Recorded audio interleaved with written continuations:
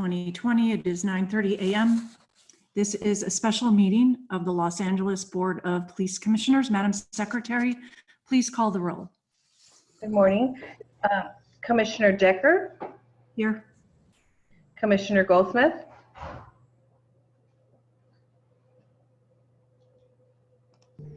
Here. Commissioner Bonner. Here. Commissioner Figueroa Villa. Absent. Commissioner Sobroff. Here. City attorneys present and chief of police present and the inspector general are present. And we have a quorum, Madam President. Thank you very much. And Commissioner Figueroa Villa continues to be on medical leave. We wish her well.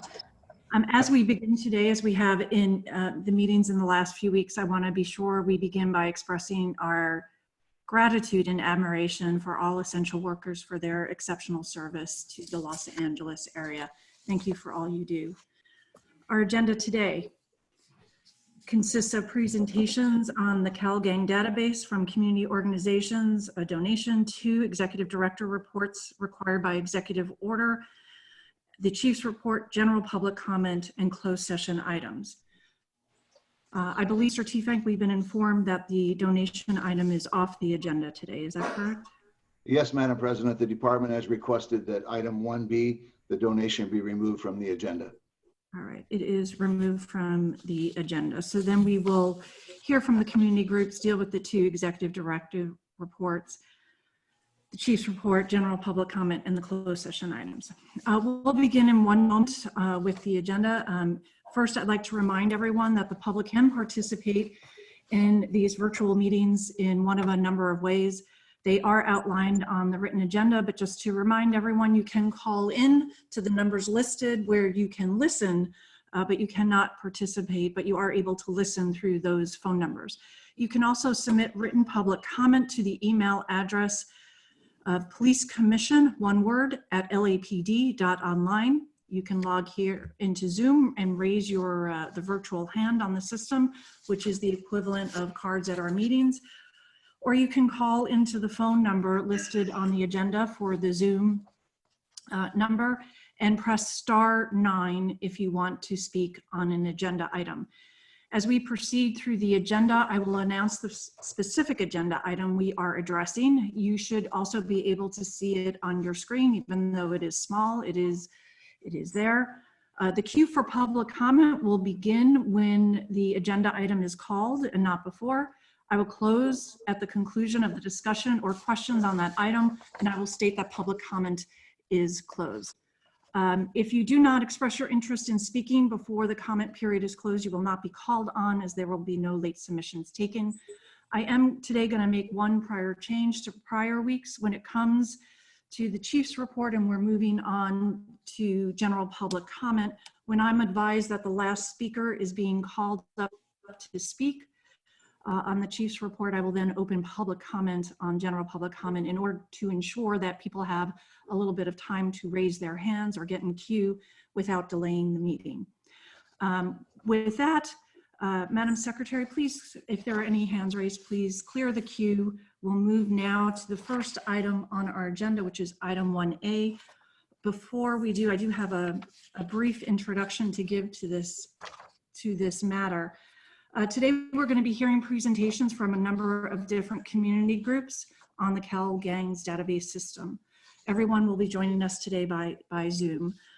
In terms of the procedural history and how we got here, earlier this year, the Commission was briefed about an internal department investigation related to misconduct of an officer or officers involved with improperly classifying individuals as gang members within the CalGang database system. The system is a tool that law enforcement considers important for sharing information about criminal street gangs and helping law enforcement investigate crimes. Now, these are not my words or characterization of it, but the words that come from the State Attorney General's office description of it, the office that oversees and manages that database. All commissioners at the time we learned of this investigation and the misuse of the system expressed great concern over the improper classification of individuals into this database, as well as the potential misconduct of officers involved. As a result, the commission took the following actions, all of which I believe occurred at the January 14th meeting. Specifically, we charged the Inspector General's office with the following: to monitor the LAPD internal investigation to ensure its completeness and to ensure that all aspects of the investigation are provided to the appropriate authorities. To conduct a review of the current systems, controls, policies, and procedures relative to the CalGang database to determine whether the commission should take. Commissioners, I'm going to ask you to mute all of your microphones so there's no feedback. Thank you. To conduct a review of the current systems, controls, policies, and procedures relative to the CalGang database to determine whether the commission should take further action to enhance internal policies and ensure accountability. To conduct an analysis of stops conducted by the LAPD, including entries into the RIPA and CalGang databases from all 21 LAPD area divisions and the Metropolitan Division, including a review of officers' body-worn video. To review the LAPD's use of the CalGang database system to determine whether it has a positive and meaningful impact on LAPD's crime-fighting operations. To monitor, review, and evaluate the development of the department's special orders that will require a higher level of review by supervisory personnel prior to the entry of an individual into the CalGang database. And to monitor the training program being conducted for the Metropolitan Division and gang enforcement detail officers regarding the enhanced requirements for using the CalGang database. The commission also requested that the chief expedite an audit being conducted under the direction of the LAPD's Office of Constitutional Policing, requiring the field interview cards and entries into the CalGang database. The commission's intent in doing all of this and directing all of the work is to determine whether the matter arose as of officers or whether there's a more systematic problem, and to further inform the commission as to whether additional actions need to be taken with respect to the CalGang database. Further, and how we got here today, is the commission also sought to hold a number of hearings and presentations to hear from law enforcement about the CalGang's database. And today is part of that effort. We'll thank them all for participating, and I should also thank them all for their patience. As I think everyone knows, we were originally scheduled to hold this meeting on March 24th, approximately 10 days after the state and local stay-at-home orders were issued. So we did have to postpone this meeting, but we have reorganized it and the presentations will be made today. A few final points. The criminal investigation is outside the jurisdiction of this commission. We have no influence over whether that criminal prosecution proceeds or not. The commission will also not be taking specific action today. Today we will be hearing presentation, the first of what we think will be a number. In the future, we will hear from law enforcement and we will get the results both of the internal audit and the Inspector General's report. After we have all of the facts before us, we will determine as a commission whether and to what extent additional action will be taken. But today is an important opportunity for us to hear from members of the public. Members of the public who are not scheduled to speak today, you may also submit your written comments on the database to the following email address: calgangsinput, one word, calgangsinput @lapd.online. That information is also on our website. This email has been open since mid-March and will continue to remain open for the foreseeable future.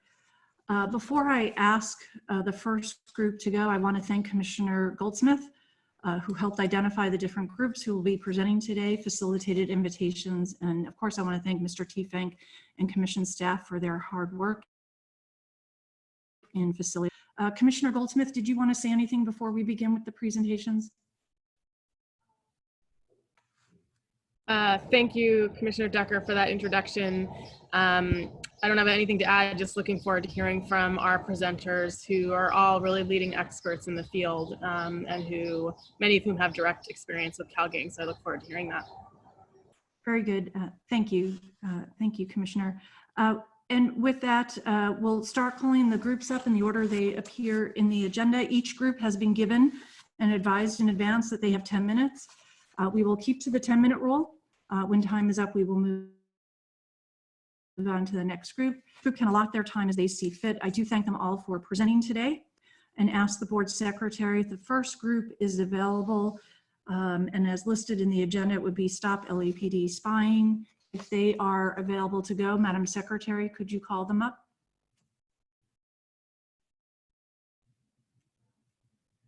A moment, please.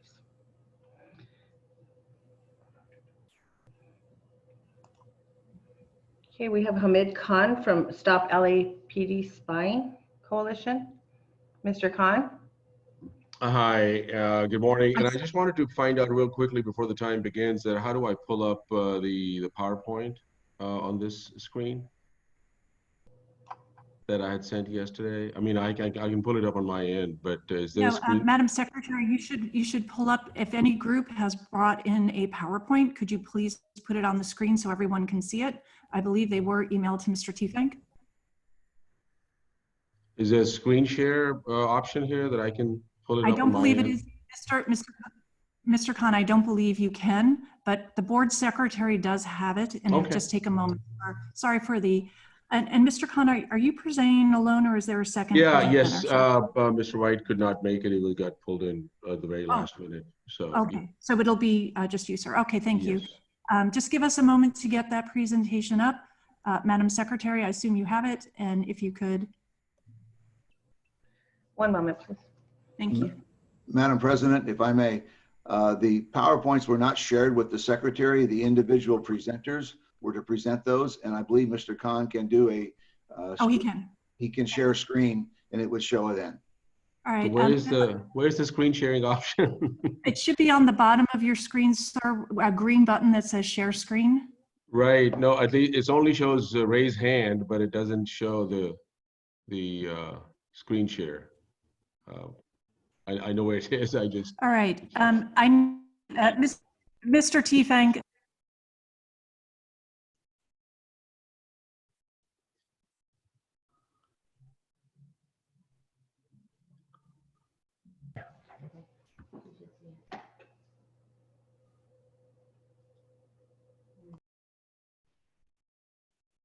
I'm sorry, Commissioner, I could not hear you. I apologize.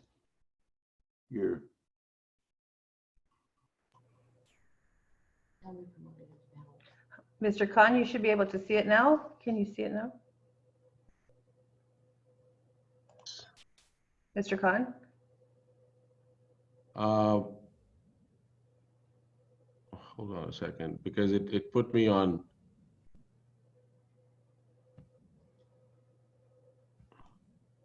Okay. All right, so I'll pull up the screen share. They said the host has disabled participant screen sharing. Oh,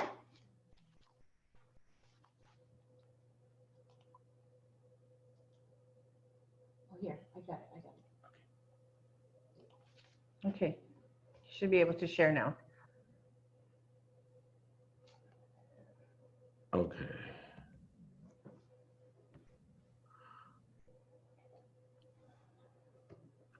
Okay, well, that's good. Thank you. So we'll get started. Well, first of all, I just want to make a quick comment that I think it's good that this conversation is taking place. But I do want to say that there are several groups who should have been on the table who are not, and particularly groups like LACAN, Black Lives Matter. Should have been invited because they've been on the front lines of particularly around this issue as well. So I think, and then there are groups who shouldn't be, because there's also some conflict of interest because they receive funding from the LAPD. But regardless, this is a critical matter, and what the Stop LAPD Spying Coalition wants to do is to really kind of go through a quick history and to show that how the gang narrative, that how the gang identity is constantly lifted throughout all tactical programs, throughout everything that the LAPD does. So it's not just something, an anomaly. It is not an exclusively a gang injunction or a gang database issue. It's the day-to-day policing of the criminalization of the community. But like any other thing, we have to look at the intellectual framework of how these things have developed and what leads and guides these tactics as well. And here's a quote from Edward Banfield, who was an advisor to Nixon, Ford, and Reagan, and when the war on gangs and the war on crimes and all of these wars were being launched, which really sets the tone by saying that the implication that lower class culture is pathological seems fully warranted, rather than waste time and public money implementing policies based on the false notion that all men were created equal. Better to just face facts and acknowledge the natural divisions that exist. Members of the lower classes should leave school in 9th grade to get a jump on a lifetime of manual labor. The minimum wage should be repealed to encourage employers to create more jobs for low-value labor. The state should give intensive birth control guidance to the incompetent poor, and the police should feel free to crack down on young lower-class men. So this is the intellectual framework, and Edward Banfield was also the mentor to James Q. Wilson, who co-wrote that infamous article on broken windows policing in the Atlantic Monthly back in 1982. And here's a quote that we just picked up from the federal government itself, from the Department of Justice, from the Bureau of Justice Assistance, in their bulletin from the Office of Juvenile Justice and Delinquency Prevention, saying that racial intimidation, school and residential segregation, extreme marginalization, and racial exclusion from mainstream Los Angeles played significant roles in Black gang formation. So I'm not here to speak on behalf of the Black community, but I think our comrades, our families in the Black community, this is exactly what people talk about, that the development of what we call as gang was a development of self-defense against racism, against racist violence, against police violence. So how that double jeopardy and continuing multiple levels of pain and harm against the community has been going on. That first you ostracize, you demonize, you racialize, and then when people are defending themselves, and you further police and criminalize the communities as well. So here's just not going back too far in time, but here's just a quick snapshot of the history of gang policing in Los Angeles. And we started off with the crash unit. And we know that what happened with the crash unit, starting off in 1979, and how this was finally then disbanded in 2000, and particularly with the Rampart scandal in 1997, exposing widespread police corruption, involvement in murders, robberies, police brutalities, evidence planting, and participating in gang activity, which became the Gang and Narcotics Division. So now when we look at the gang enforcement detail, I don't know if much has changed, because the level of corruption, the level of impact, the level of harassment and intimidation of the communities continues in the tradition of the crash unit. Then we see gang injunctions, and of course, Youth Justice Coalition are the guide for all of us into how that fight has been put up. So they will talk more about it, I'm assuming. Then we have Los Angeles Olympics, that a lot of people talk about Olympics. And it really brings us to the current moment as well, that how big events and crisis real and concocted lead to the massive expansion of the police state, massive expansion of police power and surveillance powers as well.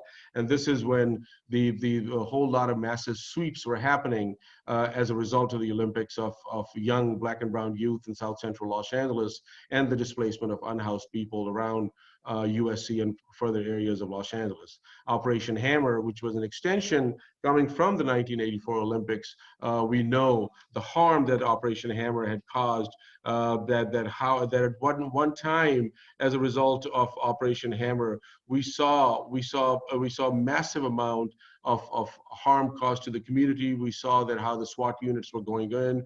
We saw all-out search for supposedly drugs and massive show of force to deliver a strong message to the gangs. And even there's history that when LAPD would go in, they would spray graffiti messages on communities' homes saying that LAPD rules. So that's the history there. We see the STEP Act, that was passed by the state of California that allowed prosecutors to add time to baseline prison terms for adult court defendants, including youth prosecuted against. YJC has done a lot of work around that. And then Weed and Seed. This was a program in '92 that was started by no other than Bill Barr, who was Bush I's Attorney General and then became Attorney General for Donald Trump. And Weed and Seed at the time was roundly criticized, even by the mayor of Los Angeles as well, Tom Bradley, and various other people around that, how it's going to impact young people and impact people's civil liberties. Then, of course, we all remember 1994 crime bill that Bill Clinton passed, which shouldn't be seen as just one crime bill, because there were at least about 7 or 8 various bills that were embedded as an aftermath of this bill as well, which put 100,000 cops on the street, $14 billion, you know, just brought us the 3 strikes you're out laws, and you know, just impact on habeas corpus. Various other things that happened as a result of that. And when you add the IRA, the Illegal Immigration Reform and Immigrant Responsibility Act of 1996, we see that how many other communities, Latino communities especially, how they were impacted as a result of these bills. We see PATRIOT Act come up. And then we see in 2002, Bill Bratton declaring the war on gangs in Los Angeles and calling it homeland terrorism. And now the language of terrorism is already being included. And this is when Jim McDonald, who was the sheriff of Los Angeles, used to be the assistant chief, and talked about that they're going to start using racketeering laws against young folks in Los Angeles under the guise of organized crime, which is a whole lot of bullshit that was going on. We see the launching of broken windows policing, resulting in massive displacement of communities under the gang of quality of life crimes, under the guise of gang operations, prostitution. We saw thousands of tickets being given for people just because of survival. We see then the suspicious activity. This is where the national security piece comes in, where the fusion centers come in, where fusion centers become a major repository. And at one point, U.S. Senate did an investigation into the fusion centers, and they identified that over 50% of fusion center information collection was about gangs, both locally and internationally as well. So we see that the deployment of the federal government, the language around national security, the designation of terrorism, of homeland terrorism for young people is now in full force.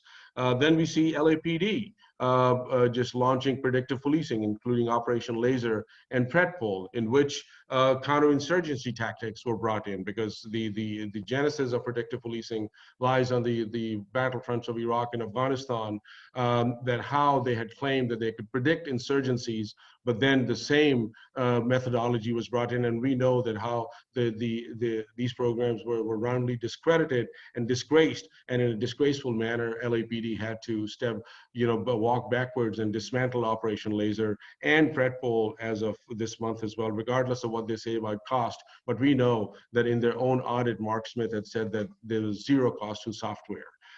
Then we see the Community Safety Partnership Program, which is very much a counterinsurgency program. And this is what I was speaking about, groups being involved in this conversation who take money from the LAPD and who are pushing the criminalization of community members living in various neighborhoods in Jordan Downs, Nickerson Gardens, and other communities as well. And now we are seeing increasingly the deployment of counterinsurgency programs like countering violent extremism, preventing violent extremism, and also things around the LAPD PATH program, where they're criminalizing mental health among young people as an issue that the demonization of the young people continue. So I'm going to stop right there. There were other things that we wanted to show about the databases, that the disparate impact, how it continues. But to close off, I want to assert by saying that the identity, the gang narrative is a part and parcel. And regardless of what we do, we're going to keep on continually seeing these things happen, where people are being traced and tracked and contained and controlled. So we have to end this thing. We demand that the gang enforcement unit should be disbanded as well. Thank you.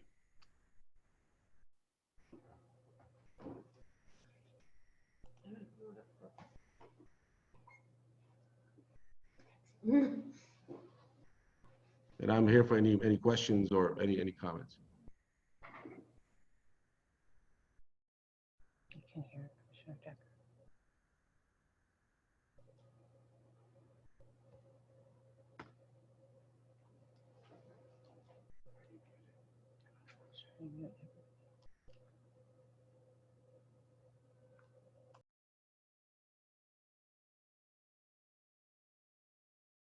She's not muted. She's not muted.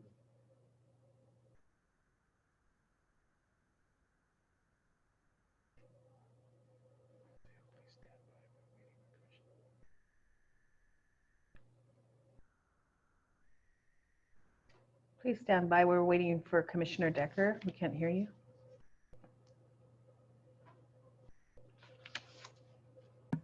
I'm sorry, can you not hear me? I can hear you now. Okay, thank you very much. I apologize for that. If you could please allow the Stop LAPD spying presentation and Mr. Khan's box to go back to the attendee and pull up the next group, which on the agenda is the American Civil Liberties Union.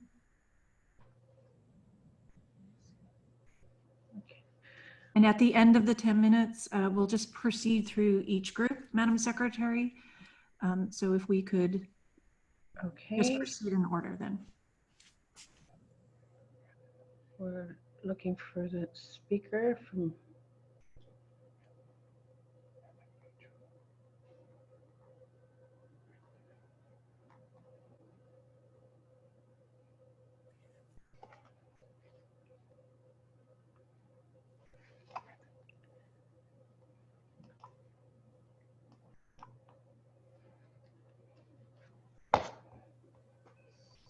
And is there a PowerPoint for this speaker, Madam Secretary? I'd like you to, if the group sent in a PowerPoint in advance, I'd like the board secretary to always pull it up for them so they don't have to worry about their presentation as well as the PowerPoint.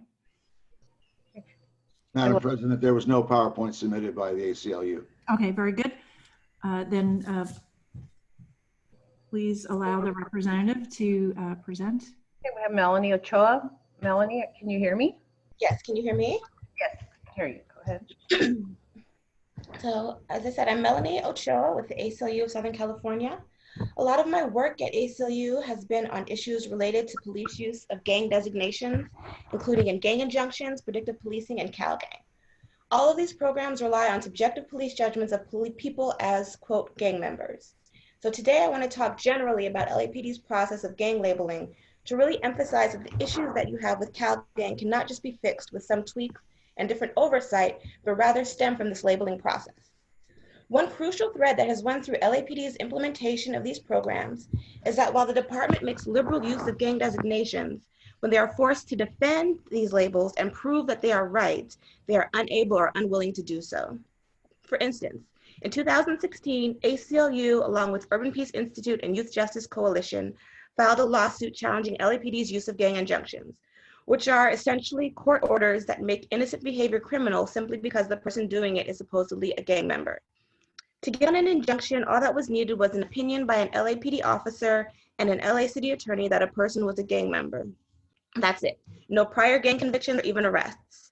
Thousands of Los Angelenos were made subject to gang injunctions this way, and when individuals asked the city attorney to remove them, they were denied or approved after years of waiting. When we filed suit challenging this process, there were almost 9,000 people subject to injunctions.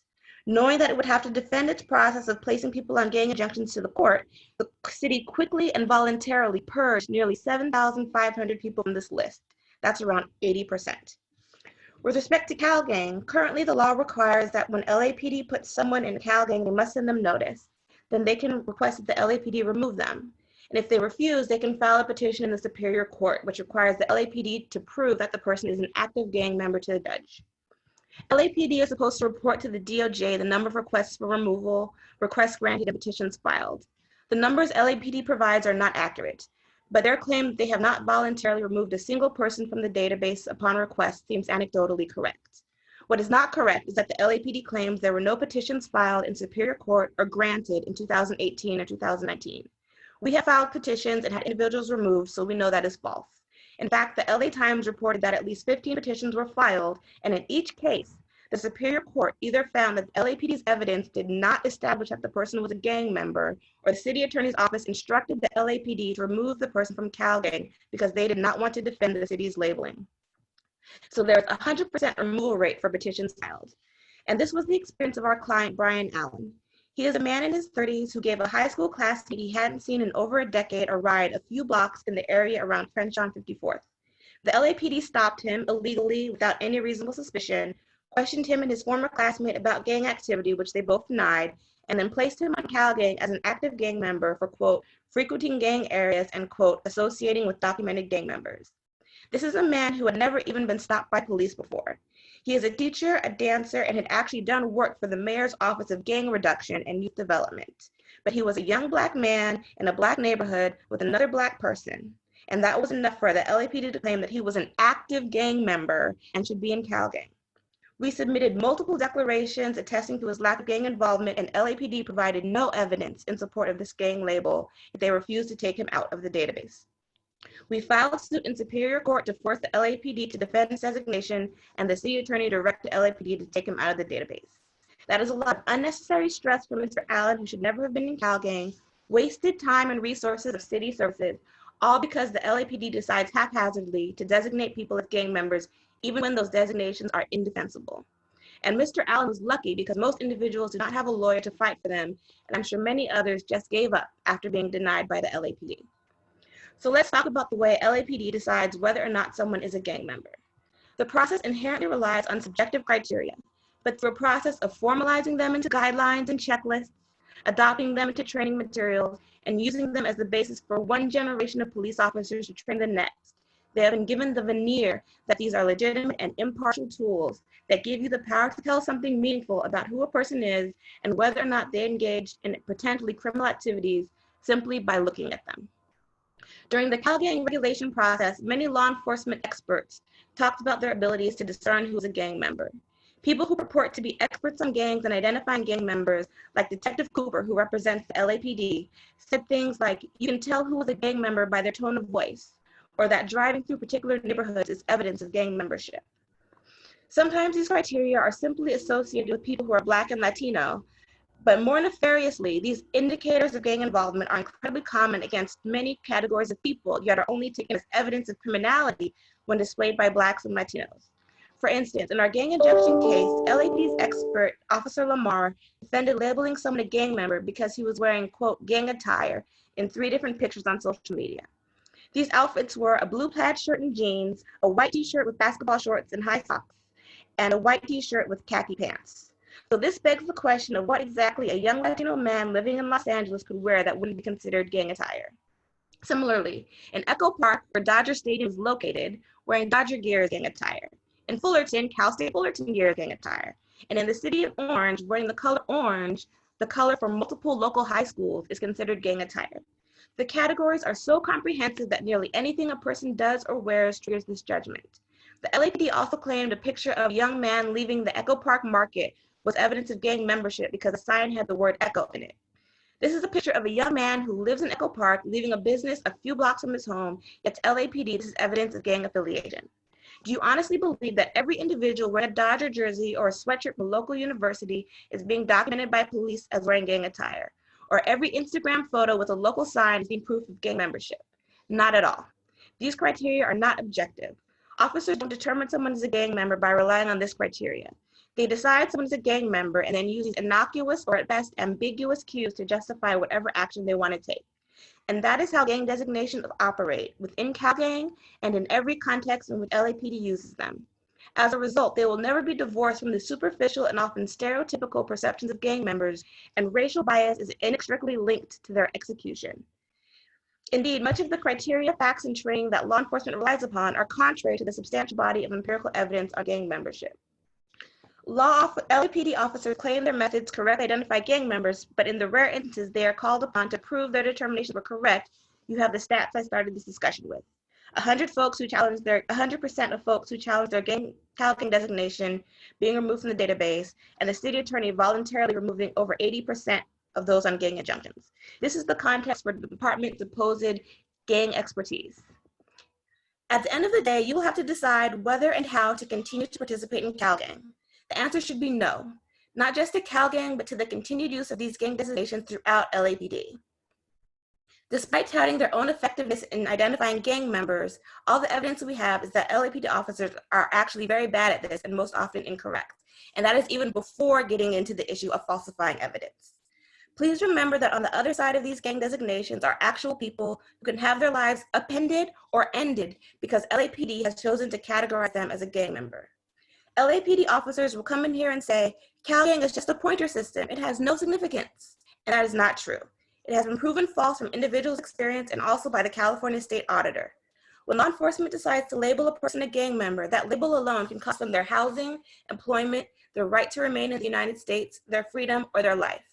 Gang labels endure and are routinely used to publicly disparage, even in death. Particularly for Black and Latinos living in neighborhoods where there is gang presence, it is often difficult to avoid being labeled as gang members by the police and its consequences. LAPD used gang labels to take away people's freedoms through gang injunctions. This label was used to place people on the chronic offender bulletin in order to find pretextual reasons to stop and arrest them. Whether formally through CalGang or through the department's network records of field interviews, this label is used by LAPD to assess potential threat and affects how a stop evolves. Ask Ezell Ford what happened when LAPD officers decided he looked like a gang member just because he was walking through his own neighborhood. Law enforcement reps across the entire state try to justify the existence of CalGang by pointing to the same one or two examples where they claim CalGang helped them solve a crime by identifying a person with gang tattoos. But even if true, that has to be weighed against the tremendous number of instances where gang labels have ruined or taken lives. You have the responsibility to do what is best for public safety, not merely sanctioning LAPD's tools for harassing and monitoring people of color. And that is moving away from reliance on CalGang designations in CalGang and beyond. Thank you. And I'm also happy to answer any questions if you have them. Thank you very much for your presentation. We greatly appreciate it. Madam Secretary, I believe the next group that will be presenting is the Youth Justice Coalition.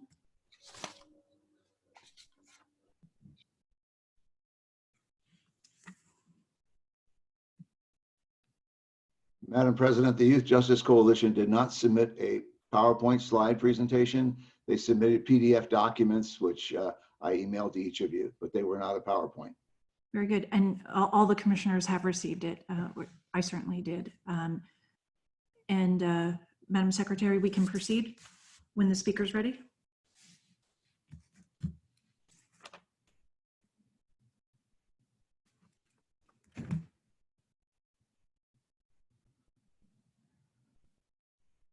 I'm sorry, Mr. Tiefenk, did you say that they did not present?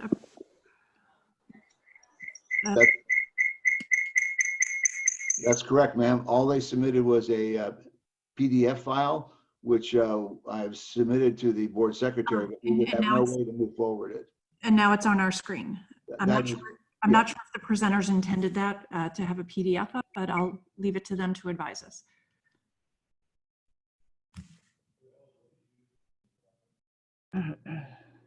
Madam Secretary, who is the first speaker for the Youth Justice Coalition, or the speaker? One moment, please. I'm trying to. Oh, you're still bringing them up. I'm sorry. Excuse me, Commissioner Decker. I just wanted to, for a point of clarification, I believe I have a PowerPoint that's identified YJC 2020 Dismantling the War on Gangs History. I'm not sure if others received it, but I received that in addition to or along with the PDF documents.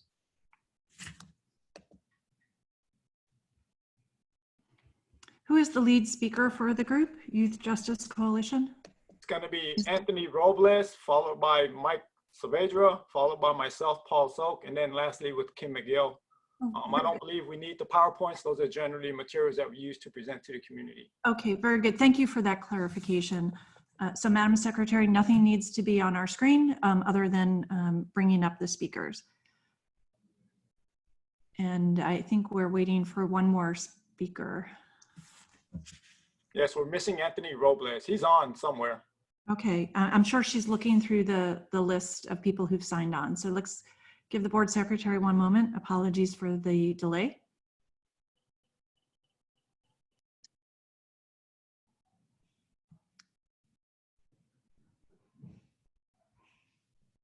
And I believe Anthony Robles is here, and whenever he's ready. Hello, my name is Anthony Robles. I'm with the Youth Justice Coalition, and for years there's been through Public Records Act requests, through the state audit, and now a couple of years of DOJ data, we know that the CalGang database is misused and a net widening tool to suppress and track and trap young people, people of color, and poor people. I'm here to talk about the impact on community and individuals, as I was a young person who was put on a gang database. And this was before the laws that we passed to notify, that give people the right to notification and challenge their gang designation. The way I found out was I was detained one night by police, and I was put in the backseat of a car, handcuffed as they ran my name. I was stopped and frisked. And I seen, as I was looking on their computer in their car that was going through my file, I seen it said a gang associate, and in like whatever the file in the database he was looking at. And that's how I found out. And then that kind of clicked that's why I was always getting stopped. I was always getting stopped and frisked. Multiple times I was illegally searched. There's no impetus for a search. And so it just has an impact on young people. And then that time that I was arrested or detained and put inside the backseat of a car, instead of being, I was hanging out late at night, and I was a young person. I wasn't ticketed or anything, but instead of being, referred to maybe a youth program or anything like that, I was labeled as a gang associate and continuously stopped and frisked and criminalized as I was growing up. That just, to me, calls for the need that we need to divest in suppression and policing, and invest in youth development, a youth development department. And also it affects people who are on probation and parole. I had a friend who was on probation at one time and I wasn't, and we were stopped in my car. And this was by the sheriff's department. And they told him that they were going to notify that he was on their database as a gang affiliate of a local neighborhood, and that I was going to be put down as a gang affiliate, and that they were going to notify his probation officer that he was hanging out with a gang affiliate. And I was a sheriff's department, but it just shows the widespread misuse of this, these shared databases, gang databases across the state. And lastly, I'll just say that, yeah, they need to end the use of these shared databases, and that, yeah, well, I see my time and I don't want to take no more time. So that's basically all I had to say. Thank you. And I'll pass it to Michael Saavedra. Morning, everybody. Thank you for being here and allowing us to comment. My name is Michael Saavedra. I'm the legal coordinator for the Youth Justice Coalition. I'm also formerly incarcerated and was heavily impacted by the gang database and gang enhancements. However, now, since my release, I've just recently been accepted to UC Berkeley. However, being labeled as a gang member has huge impacts even after you do your time and you pay your debt back to society, because upon release, you are further demonized and criminalized. Even once you go to prison, having that gang label can affect your ability to get programs, college programs, rehabilitation programs inside. It also sets you up for being placed in solitary confinement indefinitely as a gang member. The validation process uses gang labels and gang enhancements as part of point systems to place people in solitary. And even upon parole, as Anthony is mentioning, you're scrutinized to an even greater degree, as well as your limits on moving about the city. So I highly urge you, for folks like me that have done their time and are trying to change their life, this label, this stigma just stays with you forever. And it just affects everything that you're trying to do for your future. I thank you again for your time, and I'll pass the mic to Paul. Good morning. Thank you. I'm Paul Sok with the Youth Justice Coalition. California is home to roughly 40 million people. More than a quarter are immigrants. Gang labeling is one of the worst tools used to both deport people and deny immigration benefits. A national survey of immigration attorneys highlighted a few problems. One, immigration authorities falsely gang label migrant youth, leading to detention and deportation. Secondly, people eligible for immigration benefits were denied for having been gang labeled in the past.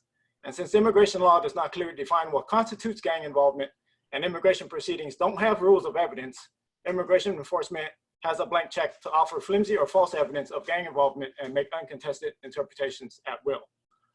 By law, nobody goes before an immigration judge with a guaranteed attorney. They either have to pay for one or find pro bono help. Otherwise, they have to defend themselves by themselves. Federal courts recognize immigration law as the second most complex law, second only to tax code.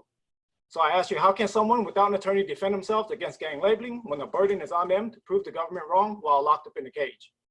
I was incarcerated at 17 and then transferred to ICE custody in my mid-30s when I was supposed to be released. I was held in for-profit immigrant prisons across the US, but fortunately I was able to manage release and then later a pardon from Governor Brown in 2018, which gave me back my green card. This is not the norm by far, so I want to share a case that I saw. One gentleman, a father, a breadwinner, he had moved into a home. Immigration enforcement targeted that home since the address was on a gang database. They did not find any gang members there or anybody that was quote unquote labeled a gang member, but they arrested and detained him for being undocumented, simply because he had lived there. When he was in immigration court, he sought bond. The judge immediately denied release because the government said he was a gang member for living at an address that had been in the gang database. He was not able to defend himself since he had no attorney, and there was no way for him to challenge that label on his own. Gang labeling is a fast track to deportation in cases like these without any crime-based implications. Gang databases are harming our immigrant communities in ways hidden to the mainstream. Lastly, I just want to point out something that most recently happened, that the federal government has now suddenly acknowledged agricultural workers or essential labor. Like, it's an open secret, right, that migrant labor, mostly undocumented folks, harvest the fruits and vegetables that you stick your forks into every day. So I want to just encourage you with this, that folks should stop biting the hands that feed them, and gang databases are one of those bites, and the LAPD should stop participating in any gang database. I'll pass it on to Kim McGill.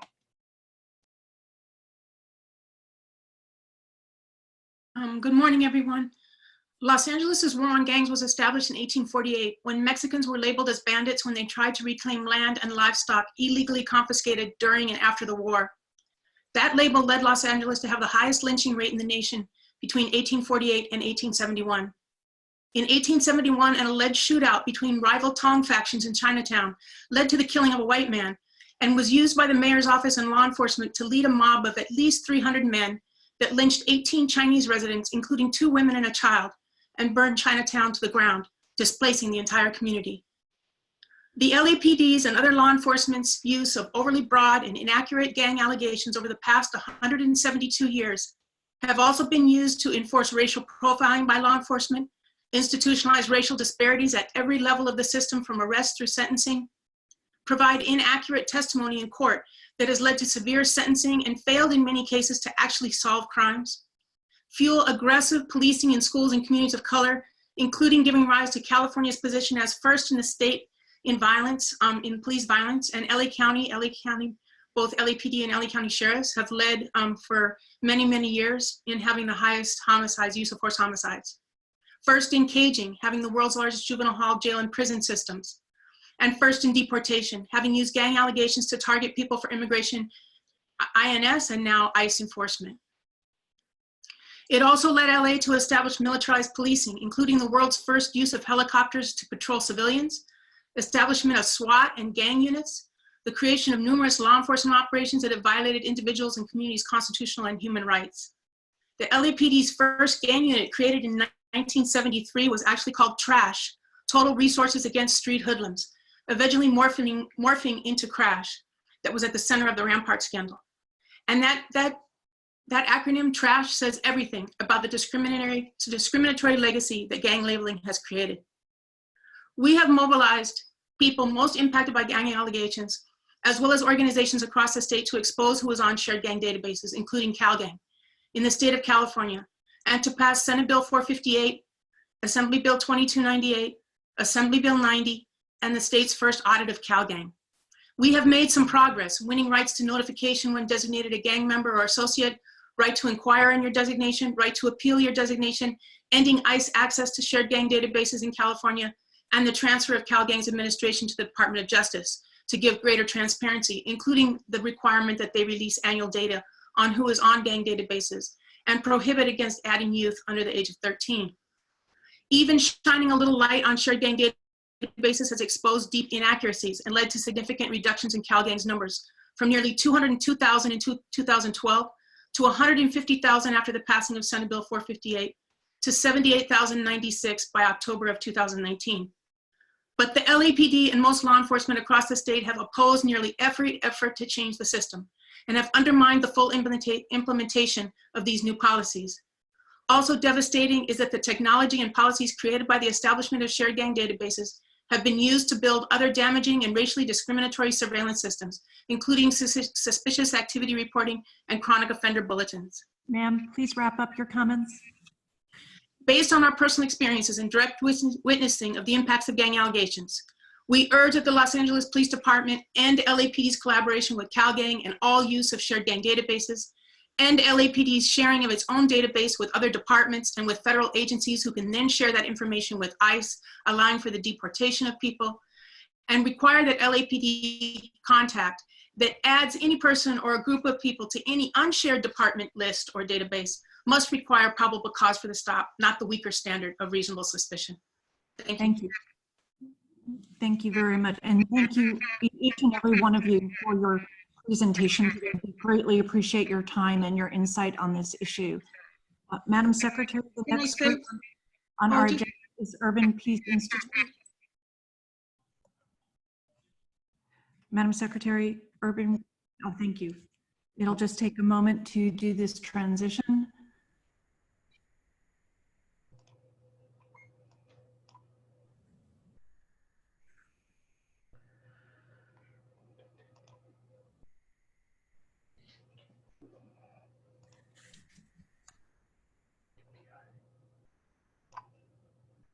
And I've been informed representatives of Urban Peace Institute as well did not provide a PowerPoint or equivalent presentation, so we will hear their presentation as soon as they're ready.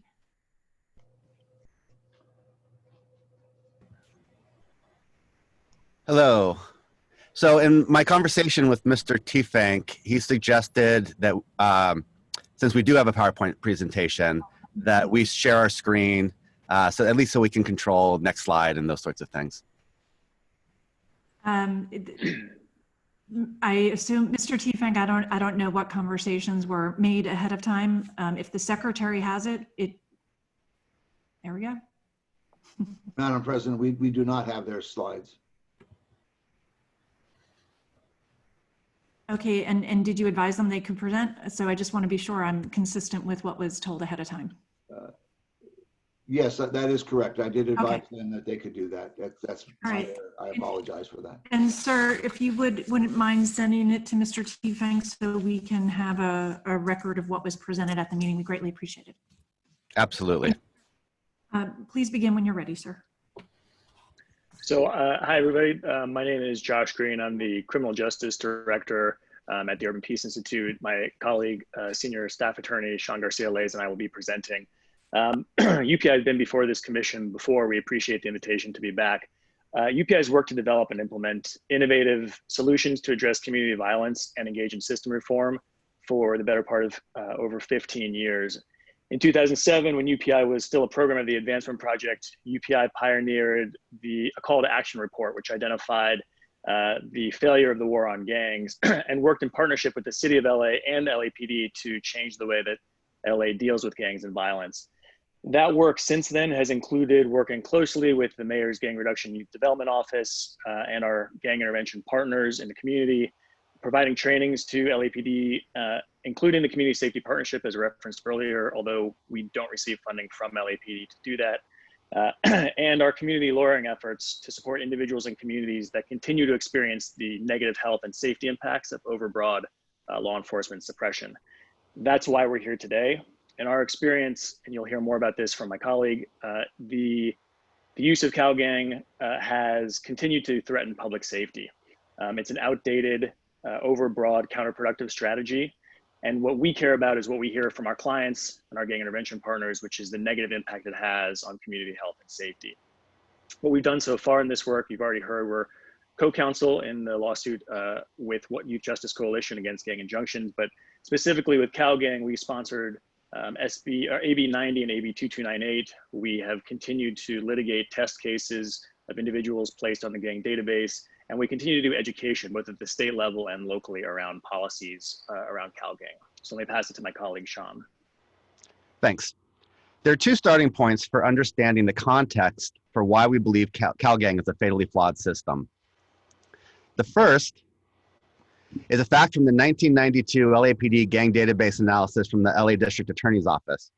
According to that report, almost 1/2 of all young Black men in Los Angeles County were in the gang database in 1992. I find that statistic shocking, and I think it's important to keep that statistic in mind when considering the depth of the problems with the design of CalGang. The second point is to see just how disproportionately LAPD uses CalGang compared to other agencies. LA County makes up nearly half of the state's CalGang records, but even within LA County, LAPD alone makes up for 26% of the records of the entire CalGang system. When you look at rates of entry instead of raw numbers, LAPD is still an outlier. Even compared to the LA Sheriff's Department, LAPD adds people at nearly twice the rate. So that leads to several critiques that we'd like to present. The first is that accurately guessing who is and isn't a currently active gang member during a typical stop is impossible, and documenting these guesses isn't helpful. Let me give you an example that shows how complicated these stories usually are. We had one middle-aged client who had wanted to join his neighborhood gang over a decade earlier. He had paid to get a gang tattoo at a local tattoo shop to try to prove himself. When the gang's members saw it, they were unimpressed, and instead of making our client a member, our client was repeatedly stabbed and then dropped off at the nearest emergency room. Years later, he was driving home from work when he was stopped by an LAPD officer. The officer who stopped him entered a new record on him in CalGang because he had the tattoo from 10 years earlier. He admitted to the officer that he was from the neighborhood named in the tattoo, though he denied being a current gang member, and because the officer thought his work uniform made him look, quote, dressed down in baggy clothes. The officer's guess as to whether our client was a currently active gang member, based on the limited information in front of her, was not objectively unreasonable, but it was wrong. Put simply, accuracy in situations like that is impossible. Yet the bulk of CalGang data comes from exactly that kind of situation. I think the best word to describe this guesswork approach to gang documentation is reckless. Second critique is that CalGang incentivizes stop and frisk and outright lying. Filling a database with information about people's clothes, tattoos, addresses, hangouts, friends, etc., requires stopping people to gather that information. And because officers have an a priori suspicion that the people they are stopping are gang members, that means an invasive search for weapons and probably handcuffs for officer safety. And because officers often call for backup for these stops, they can take up to an hour even when no actual crime is suspected. Dozens of our clients have complained about this kind of confrontational stop and frisk, many times in front of neighbors or their own children. The most egregious example from our clients is a young man who was put in front of a dash cam by gang unit officers and told to insult his neighborhood on camera. When he refused, officers said that was proof he was a gang member. The result of these sorts of stop and frisk tactics is that people become more antisocial and more gang embedded, and their families and social networks trust police less. And all of this is without mentioning the recent scandal of Metro officers putting people in the database in bad faith. That scandal is added to our understanding of the systemic incentives to maintain an overbroad system. We've identified 5 incentives. The first is keeping up numbers to justify suppression strategies. The second is that gang allegations lead to easier prosecutions and longer sentences. The third is that gang profiling allows for racial profiling while calling it something else. 4 is gang allegations can deflect from Fourth Amendment violations or uses of force. And the 5th is that from the LA Times, we now know that adding people to CalGang has been a factor in officer evaluations. But the scandal has also made clear that the only difference between the officers being fired and the officers who are held up as having followed policy is whether the officers are caught intentionally lying. But to the people wrongly entered in the database, there's absolutely no difference whether the officer who entered them lied or just made a recklessly bad guess. Both of these problems need to be addressed, but LAPD has so far only addressed the problem of bad apples, not the deeper systemic problems. The third critique is that there's no fair way out of the database. LAPD's new policy, implemented in December, does not provide a fair way out of the database. For people requesting removal, LAPD does only the bare minimum required by law, and often doesn't do that until the courts and the city attorney are involved. UPI represented 2 clients in court cases where the judge found that the LAPD had provided so little information that there were essentially no facts to consider. Then, last December, a new policy was implemented that allows for a little bit more information, but the improvement is so slight, we expect the courts to be equally unimpressed with the result of the new policy.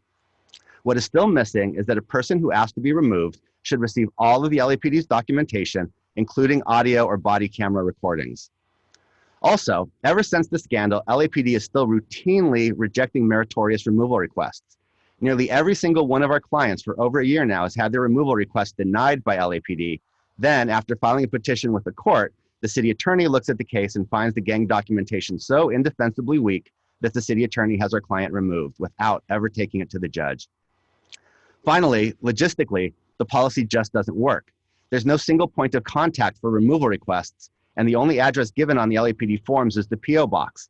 But the PO box is a black hole for these requests. And if you go to the local police station, you come across officers who are unfamiliar with the law and who put up one obstacle after the next for making a removal request. Right now, it is virtually impossible to successfully request removal without the help of an attorney. With that, I'm going to hand it back to Josh Green to offer some policy recommendations based on this critique. Thank you, Sean. I'll just pause to say, one experience that we've had, and it was referenced by Paul Stock earlier, and others have done a lot of work on this, but that this information, once it goes into this database, is no longer within the control of LAPD. And so what we have been calling this is information laundering. And so there are federal agencies that continue to have access to this database. And once the information is entered, it's viewable by those agencies. And as folks may be familiar, federal law requires all federal agencies share information. So whether it's the Labor Department or some other department, that gives all federal agencies access to the information entered by LAPD. So in the context of what Sean has shared, our first recommendation is placing an immediate moratorium on LAPD's use of CalGang. The harms clearly outweigh the benefits, and in fact, the benefits themselves have not been clearly documented. And so we would urge, as many others have today, an immediate moratorium. Our second recommendation is to invest instead in community-based violence reduction strategies. Now that may look like the Community Safety Partnership, which was referenced earlier, but more importantly, it looks like investing in the leadership of community members who, gang intervention workers and others like them, who are the experts on the safety in their own communities and who are better suited to make assessments about how to manage gang violence and or identities that overlap directly with community identities. Our third recommendation, wait for this slide, is that the audit the LAPD is doing must go beyond just the Metro Division and should be presented publicly.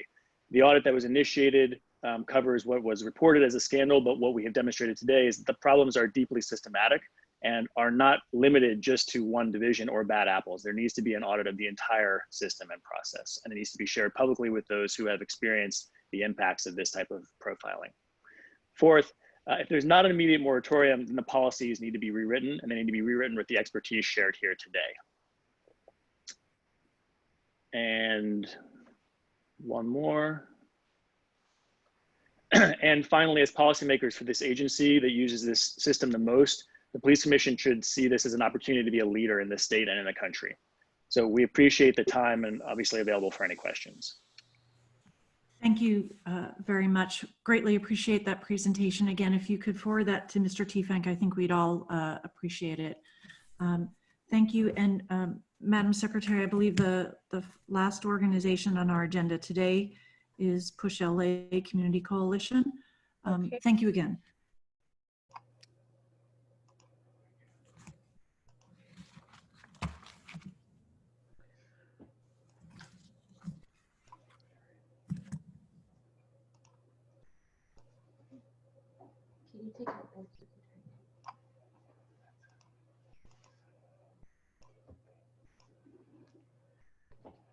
Okay, Madam President, I have 3 members from Push LA on. There should be 4 of us. I do not have Sherman Stacy logged in yet. Is it? Okay, so David can make sure that Sherman is logged in. Okay. Okay, I can begin if that's all right. My name is Melina Abdullah. Most of you know me. I'm a member and organizer with Black.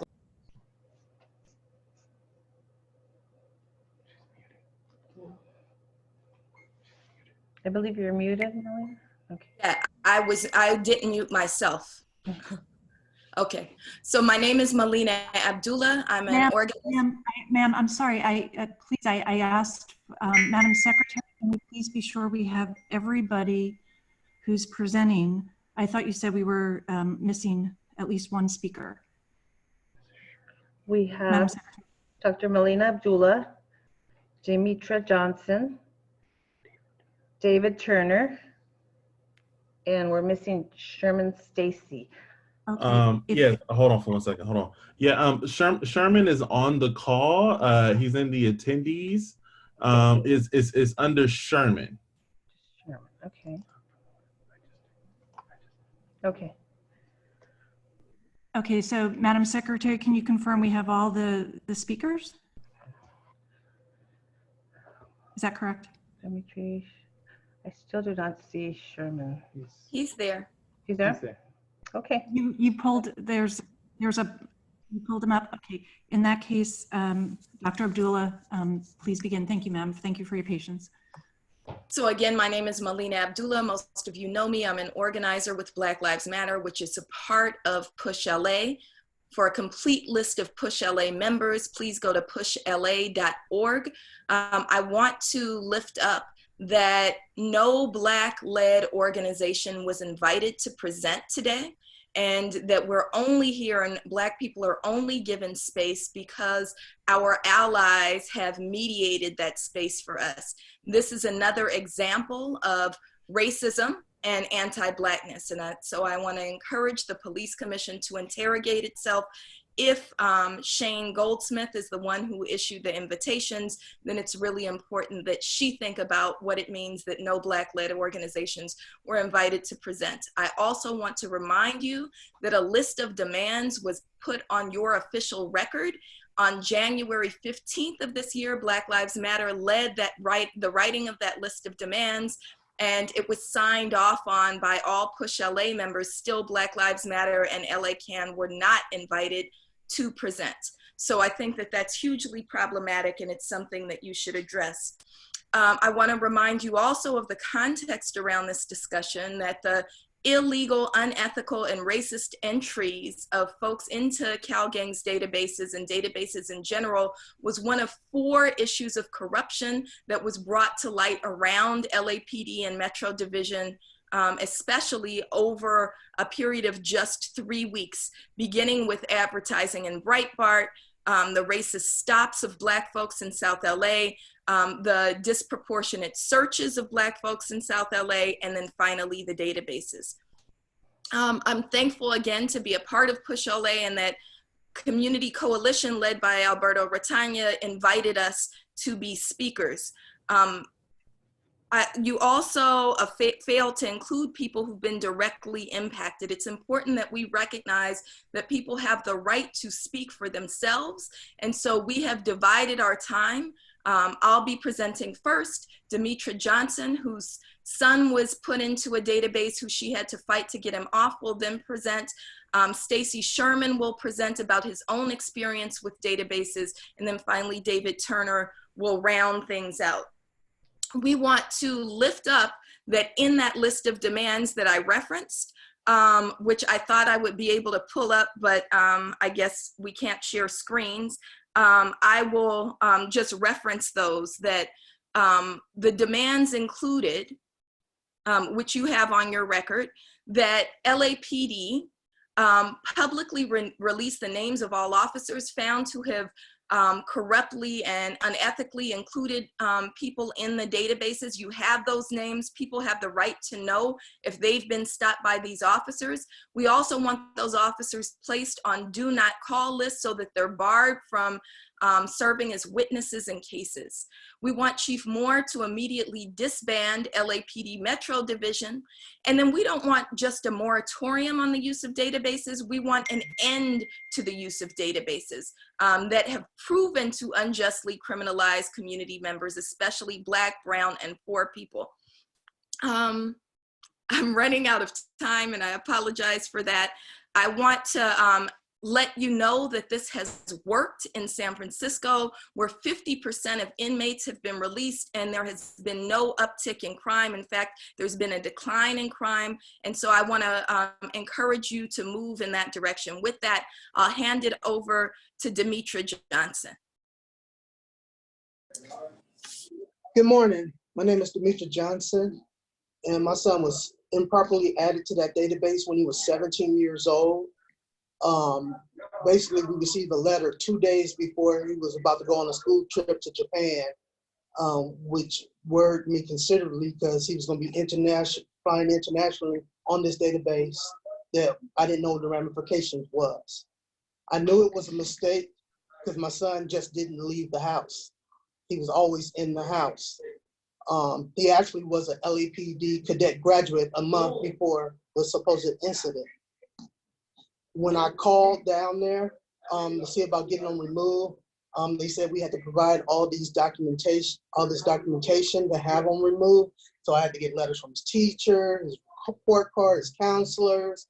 We had to write letters, send all this only to have to wait 60 days for them to send us another letter and say that that wasn't good enough. We needed to bring him down there to confirm that he didn't have tattoos.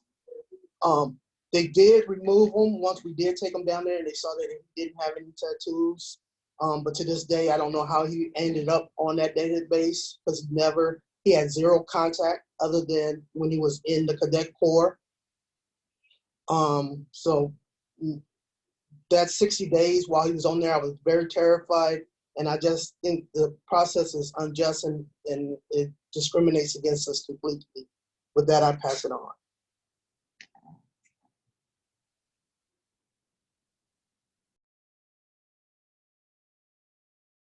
Sorry, who's Sherman is next. Sherman. Oh, hello. Can you hear me? Yes. Okay, perfect. Hello, my name is Sherman Stacy, and I'm part of the Social Justice Learning Institute. So in the years 2017, 18, I was going through a challenging time in my life. I felt as if I needed guidance and I didn't have the resources that I needed to succeed. So I was out with some friends and I got arrested off a vandalism charge, right? And I could understand like a fine, but we ended up going to jail. They also sent me to the county jail. And then I had to go back and forth to court for I'll say roughly like a year. And during this court process, I've seen like a bunch of young Black men go to jail. And this was like a shocking experience, and I just felt as if it's really messed up because I'm not a gang member. I'm really involved in the community, and I had to get a bunch of letters of recommendation, and I also got letters of recommendations from cops saying that I'm not a gang member. So even though I got all these letters and stuff, they still, good thing I had a really good public defender, because the other two guys that I was with, their public defenders didn't show up. So they were trying to give us 2 years probation, put us on the gang file, a strike originally. But my public defender found out a way to change the judge and change the prosecutor. So I was blessed, but at the same time, if I didn't have who I had, because my other two friends, their public defenders just stopped showing up. They ended up getting like 2 or 3 different public defenders throughout the whole case. So imagine some people that weren't aware and didn't really have access to the connections that I have access to. We would have been like all messed up, So they ended up giving us a felony for like a few months, and we just had to complete community service. And I believe I still am in the gang file, but I just graduated college. I'm close to getting my real estate agent license. I just finished all the courses. I just need to take the final exam. My life for sure has turned around. Right now I work at the Long Beach Job Corps Center, and also I'm a security guard as well. So I'll just say I do feel like we do need to work on this injustice, because I felt as if, due to me being like an African-American male, I do kind of feel in a sense targeted. But yes, and let me make sure I said everything that I wanted to say. And yes, that is all. Thank you, Awesome. sir. Thank you. Mr. Turner, David Turner. Thank you so much, Sherman. And again, I appreciate the invitation to be a part of this conversation. I just wanted to uplift a couple of things really quickly while I still have time. First, I want to reiterate that what happened to Sherman, what happened to Ms. Johnson's son, this is not by mistake, it has been by design. When the Brother Son Selves Coalition, we surveyed over 3,300 youth, we found that 64% of young people across the county find that law enforcement escalates situations. In addition to that, when you add the 5,633 complaints that LAPD has received between 2016 and 2018 alone from the civilians' complaints against police officers, which was passed, in 2015, we see a pattern of disproportionate policing that's happening, particularly in South Los Angeles, where you're disproportionately targeting Black and brown folks, Black people in particular. This is a part of historic racism by the Los Angeles Police Department that has overly policed these communities and has continued to treat us as problems before you treat us as people. This is why we are demanding the immediate end of the use of gang databases, because these databases do not protect people, they harm people like Sherman and the sons of Ms. Johnson. Thank you. Thank you very much, and thank you everyone who presented. Madam Secretary, if you could, and thank you all, and she will do what she does electronically to move people back into what's the equivalent of the virtual audience. Thank you everyone for your thoughtful presentations. We appreciate your time. We also appreciate you working with us on rescheduling this from the March date. I know we were all a little bit frustrated by that postponement. And thank you to the commissioners. I know many of the commissioners have been working on this issue. Today's presentations, I think, were the first hearing we are holding on this matter. It's intended today to be a listening session for all of us. I realized as the presentations begin, I did not give everyone a chance, all the commissioners a chance to speak if they chose to, but I want to ensure before we move to public comment that commissioners have an opportunity to say anything if you so choose. Otherwise, we'll move to public comment with the understanding today was a listening session and we got a lot of excellent information, some of which I think we need to follow up on. But commissioners, if there's anything you would like to comment on or say before we move to the public comment segment. I see Mr. Soboroff raise his hand. Mr. Bonner, do you want to get in queue? Commissioner Goldsmith? Mr. Soboroff, I can't tell unless you unmute your microphone. So Mr. Soboroff, I see you want to speak. Why don't you unmute your microphone and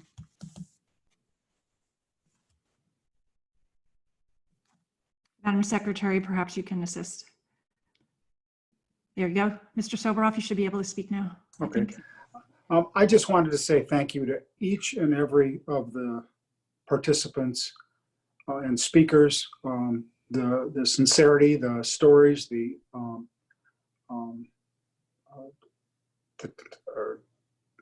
tragic, and were presented in a eye-opening and sincere manner. And I think it's a great start and much appreciated. Thank you, sir. Any other commissioner? I'll ask you to unmute your microphones if you wish to speak. Otherwise, I'll move to public comment. Commissioner Bonner. Yeah, I just also want to thank all the presenters as well, not only for the information, but probably as important is the perspective that was provided. And Madam Chair, what I have is more a longer list of questions, more so than comments. So I'll be cataloging that and trying to get it into the conversation at the appropriate time. Thank you. Yes, I too. Oh, Commissioner Goldsmith, I see you unmuted your microphone. Thank you. I do have some comments, but I would like to hold them until I hear from the public to greater inform my reflections. But I did want to just thank each and every speaker. Really appreciated your expertise and your stories. Extremely helpful information. I know these presentations take a lot of time to prepare, and I really appreciate that. I want to give a special shout out to Anthony Robles, who was in the gang database, who is a powerful community leader who I personally know, which is why I want to give the personal shout out, that he is already contributing to making Los Angeles a more just and equitable place, and I think is to see such an extraordinary person have been on the gang database and experience what he experienced, I think goes to show, as somebody said, that there are people behind these labels and extraordinary people who are held back by these labels, and we all are worse off if people like Anthony Robles are kept away from us and kept out of opportunities. I also appreciate Melina Abdullah calling out the fact that no Black-led organizations were asked to speak, and I regret that, and I want to apologize for that. Thank you. Thank you, Commissioner. Madam Secretary, we're going to move to public comment. If you could close the public comment process and let me know how many people are in queue, please. We have 10 requests. I apologize, 12 requests. Okay. And under the rules of the commission, when there's over 10, we can go down to 1 minute, but because of the significance of this issue to the commission, to the public, I'm not going to do that. Everyone will still have 2 minutes to speak. Madam Secretary, if you could begin by calling the first speaker, please. The first speaker is Adam Smith.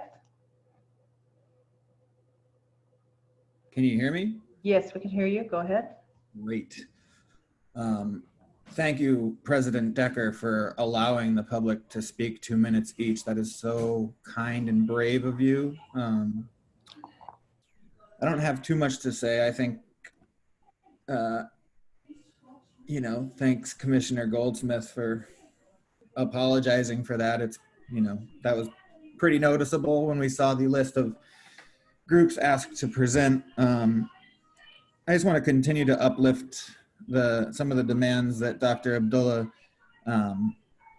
referred to: disbanding Metro Division, immediately ending the use of all gang databases by the LAPD, you know, publicly releasing the officer names that have engaged in these practices of placing young Black and other people of color on these gang databases.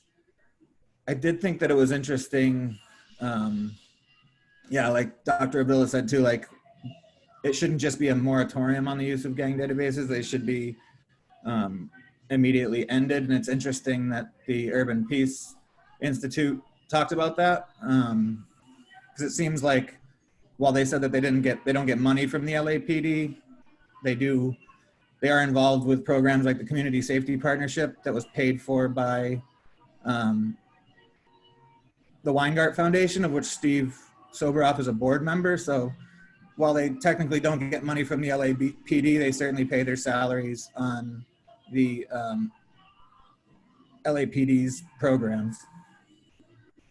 Peace!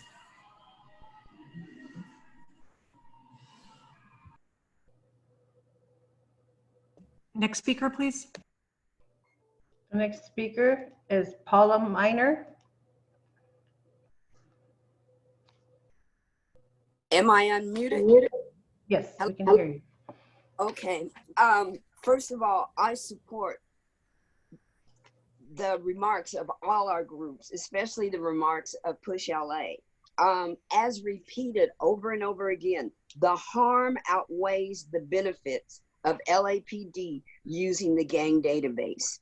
We continue to request that LAPD immediately stop, cease using the gang database. We're against this falsely criminalizing community members, especially young Black men. This includes racist police stops and falsely entering names into the gang database. It's another evidence of racial bias and racial punishment.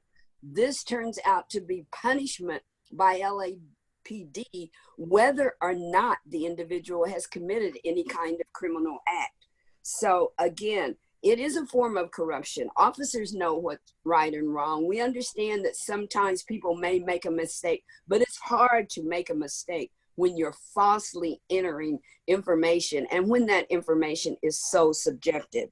So LAPD must stop now using that database. We must find out the names of those that have been accused of falsely and knowingly entering information into it.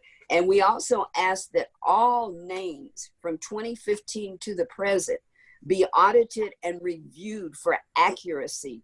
Not that we just want to focus on the Metro Division, but we do know that the Metro Division have been highly accused of using false information, of doing all kinds of subjective things in order to harm and punish Black youth. So especially the data that was entered by the Metro Division must be audited, must be determined if it should even be in there.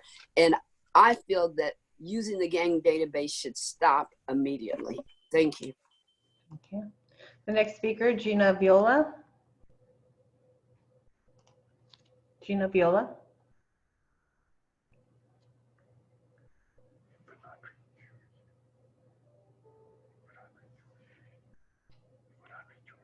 Madam Secretary, I think you brought up the wrong person. speaker in the wrong order. Okay. The next speaker is Audrey George. Audrey George. Yes, I'm here. Okay. It's, you know, I listened to these powerful, truthful, impactful statements made by the speakers you invited, and how quickly they had to talk, because you just, I can't believe you give them such a small amount of time. They have 15 plus years of research, decades of lived experience of racist policing that is decorated as gang enforcement.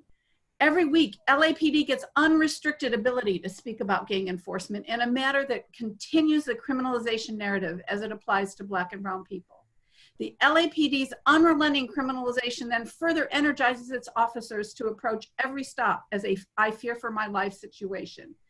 Black-led organizations not being invited to be part of these speakers, Shane, it's just hard to imagine that that insult was just an unintentional oversight.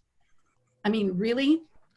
You need to release those officers' names that put people on those databases, fire them, make sure that the impact of their criminal acts is repaired, including evictions, targeting of people's families, and loss of jobs that occurred because people were falsely put on gang databases. Nobody should be on gang databases anyway. It's a whole false, it's a societal construct that is only there to criminalize and kill Black and brown people. Be transparent in your investigations, because we don't trust the investigation of corrupt cops by other cops and the IG to have any value and impact. Thank you. Thank you. The next speaker, Gina Viola. Hi, good morning. I'm here. Okay. Commissioner Decker, you started this presentation saying you expressed great concern when you learned about what was going on with these gang databases. I don't see how authorizing an internal investigation speaks to that. Any internal investigation is just that, an investigation unto itself. I'm also glad, Commissioner Goldsmith, at the very beginning of the meeting that you identified the presenters as experts in the field. They very much are experts in the field. And it was really troubling that none of you asked a single question of any of them, regardless of whether this was to be a listening session or not. You had only 10 minutes of them speaking. You should have taken at least another 10 minutes with each of them asking questions, at least. I want to uplift something Kim McGill said at the Youth Justice Coalition, that they have worked tirelessly on a number of different bills, and the LAPD has worked just as hard to not comply with any of those bills that have been passed.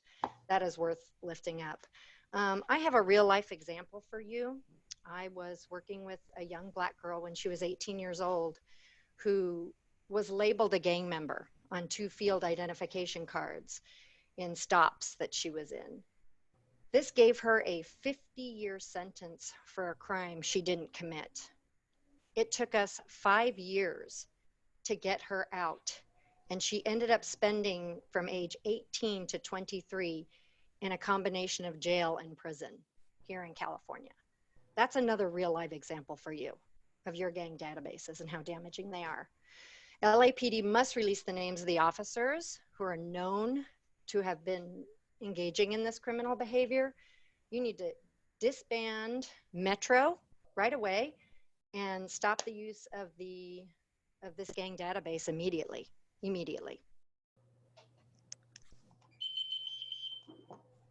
The next speaker is for a caller ending in 7388.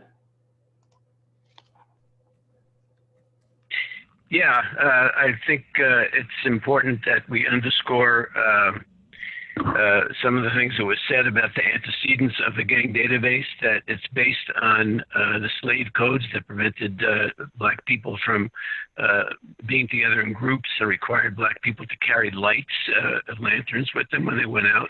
Its antecedents is in the depiction of Mexican resistors to U.S. colonization as bandits. Its antecedents are in the idea that Native people off the reservation were a threat.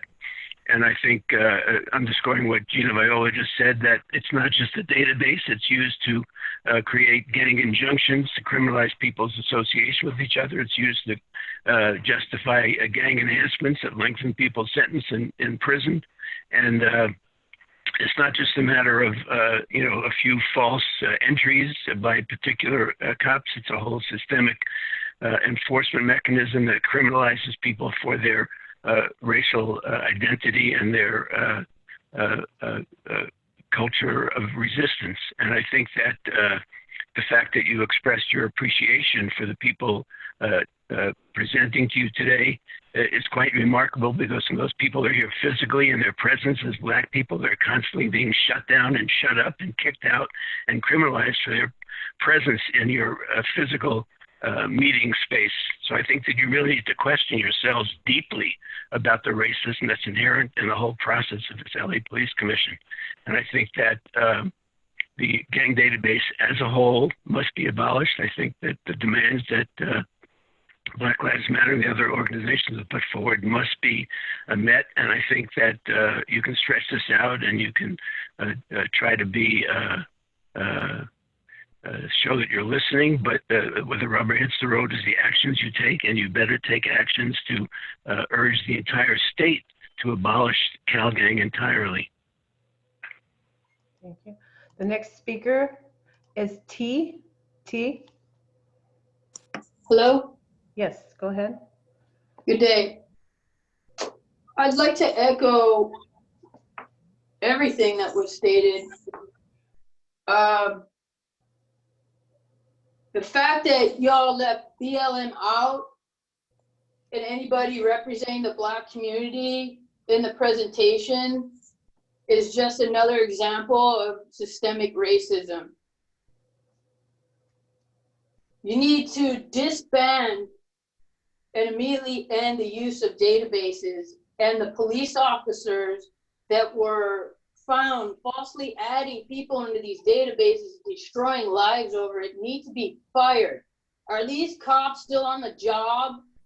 They should be fired, or at least not be allowed to work, and with no pay at this time, for the people that are actually found and criminally implicated of falsely adding these folks in the databases. They should not be allowed to work.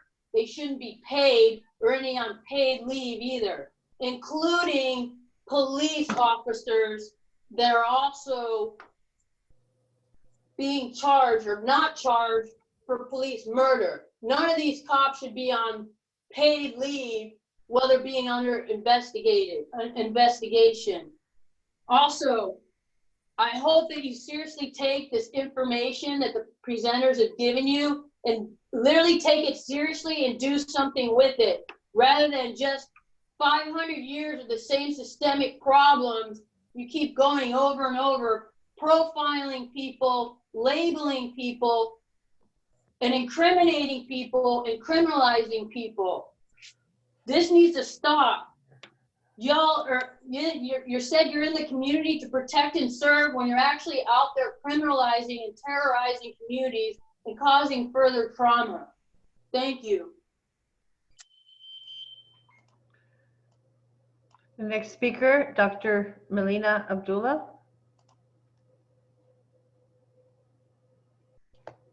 Hi, my time went incredibly quick because we were sharing our time with 3 other presenters, so I only had 2 minutes initially. So I'd like to supplement some of what was said. But first I want to acknowledge Shane Goldsmith's apology, and we appreciate the apology.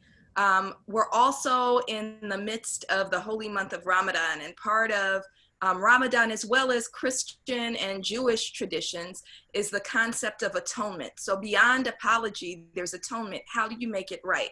And so one of the requests we'd like to issue, as you mentioned, that this was the first of presentations, we'd like you to include Black-led organizations, specifically Black Lives Matter, Brothers, Sons, Selves, Los Angeles Community Action Network, in the presentations moving forward, so we have a full 10 minutes to speak rather than 2 minutes. I also want to just reiterate the point that this database has real world repercussions. Of course, Anthony is a tremendous example, as are the son of Demetra Johnson, whose other son is AJ Weber and was actually murdered by LA County sheriffs 2 years or almost 2 years ago. And Sherman Stacy as well. So it's important to understand the ongoing impact of these databases, that they make it very difficult for people to advance in the world. So when we talk about institutional racism and anti-Blackness, the use of these databases is just that. So we want to underscore the demand to immediately cease the use of databases. Chesa Boudin is saying that why don't we just prosecute people for the crimes they've actually committed instead of using enhancements that don't even speak to current crimes. And we can do that. This is a time to do that. Thank you. The next speaker is Zach Sherwin. Good morning. I will begin by speaking to the short amount of speaking time issue that we've heard other people talk about. You know, we've spent so much time at these police commission meetings hearing reports that just go on and on and on. The chief always weighs in and apparently gets paid by the word, like Charles Dickens.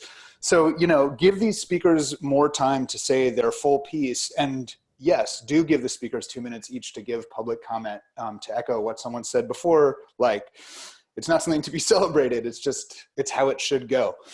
I want to remind the commission how lucky you are to have these people who are willing to accept your invitation and share their time and expertise. They are experts both in the sense of their command of the facts and the history that they're speaking to today, but they're also experts in the sense of lived experience. And so when we see things like you looking at your phones, as Commissioner Soboroff is doing right now, it just makes me, you know, shake my head ruefully at the,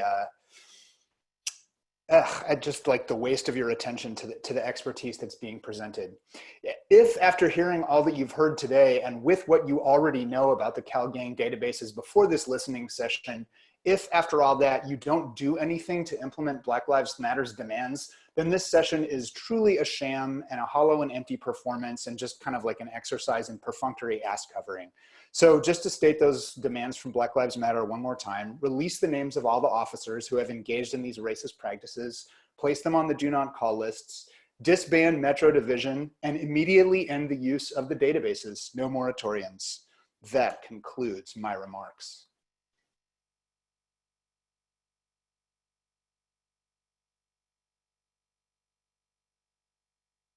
The next speaker, Jan Williams. Hi, can y'all hear me okay? Yes, we can. Go ahead. Okay. So first, I just want to say in 1965, my family thought they were fleeing a Jim Crow South when they came to California. Second, it's a travesty that Black Lives Matter has to make a presentation under the guise of passing as people of color. We are Black, and we should be able to speak for Black people and not under a disguise of passing for other than Black. There is no excuse whatsoever that Black Lives Matter, who's been at your police commission every week for almost 5 years, cannot make our own separate presentation. Second of all, I've been in Los Angeles since 1975.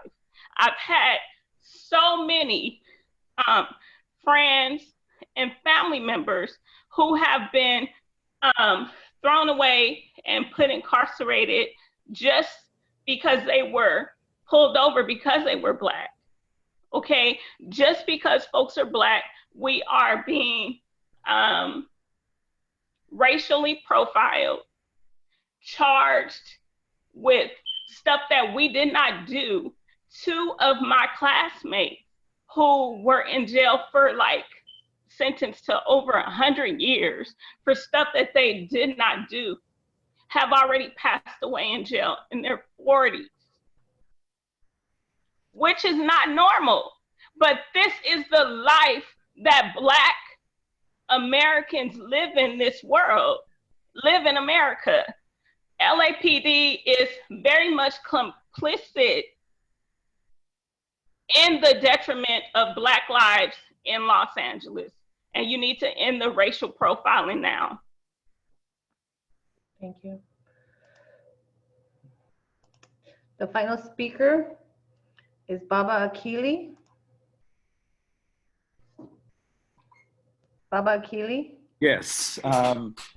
First of all, it's symptomatic that Black people were not included because there's, I think, a concerted effort to erase us.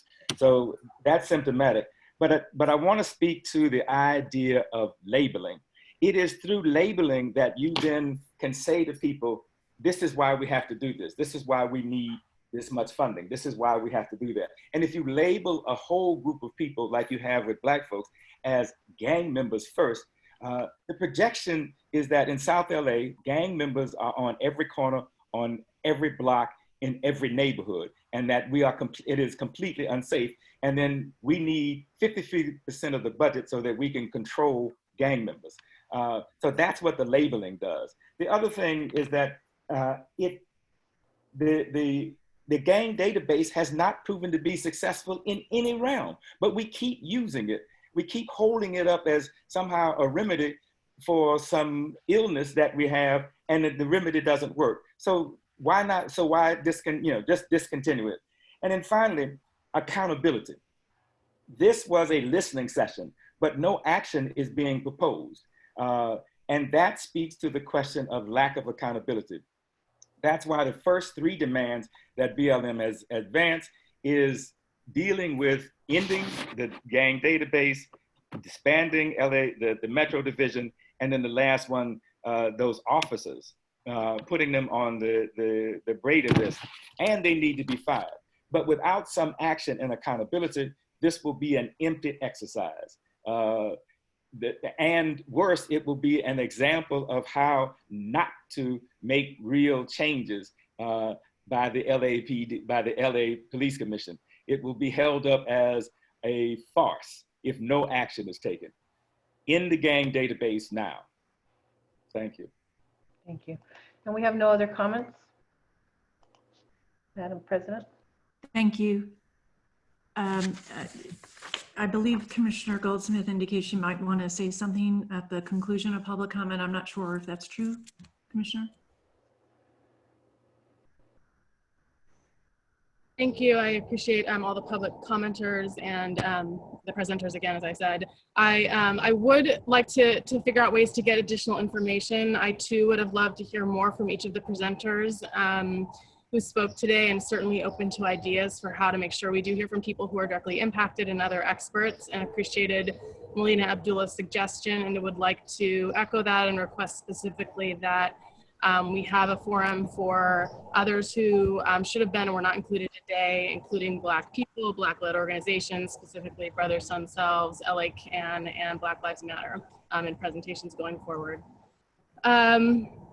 I heard the review of what the Inspector General is going to come back and present, and want to just clarify or add to that request that it include a cost-benefit analysis as we've asked for in similar reports that look at the impacts on low-income people of color, on Black and Latino boys and men in particular, on trust, and also on crime, and so that we really have that comprehensive analysis of the costs and benefits of this. And also would like to consider looking beyond Metro and open to how to do that, whether it's a second phase. I don't want to hold up the report. I want to get what we can as soon as possible, but agree that we would need to look broader than just Metro when understanding the full impact of the gang database. I appreciate the chief's leadership in making reforms to the protocols to increase transparency, accountability, accuracy, and we'll hear more about that in future hearings. And I'm certainly eager to hear the department and the Inspector General's analysis of the cost benefits of the gang database and the results of the investigation into the allegations of falsified information used to place people into the gang database. I will certainly keep an open mind as to the department's perspective on the value of the gang database. However, the testimony we've heard today from highly respected experts and community leaders, many of whom are directly impacted, is disturbing and indicates that the gang database has serious flaws and is causing significant harm. By design, the gang database asks officers to make subjective assumptions about gang membership based on how they look, with whom and where they hang out. And as we've heard today, these are mostly Black and Latino boys, and relying on subjective assumptions allows bias to creep in, especially racial bias. We've heard stories today about how the gang database labels, stigmatizes, and criminalizes Black and Latino boys and men, ensnaring them into a system from which they cannot escape and feeding them into the prison pipeline, harming them, their families, and ultimately all of us are harmed when so many people are stigmatized and denied the ability to fulfill their potential and contribute to our community.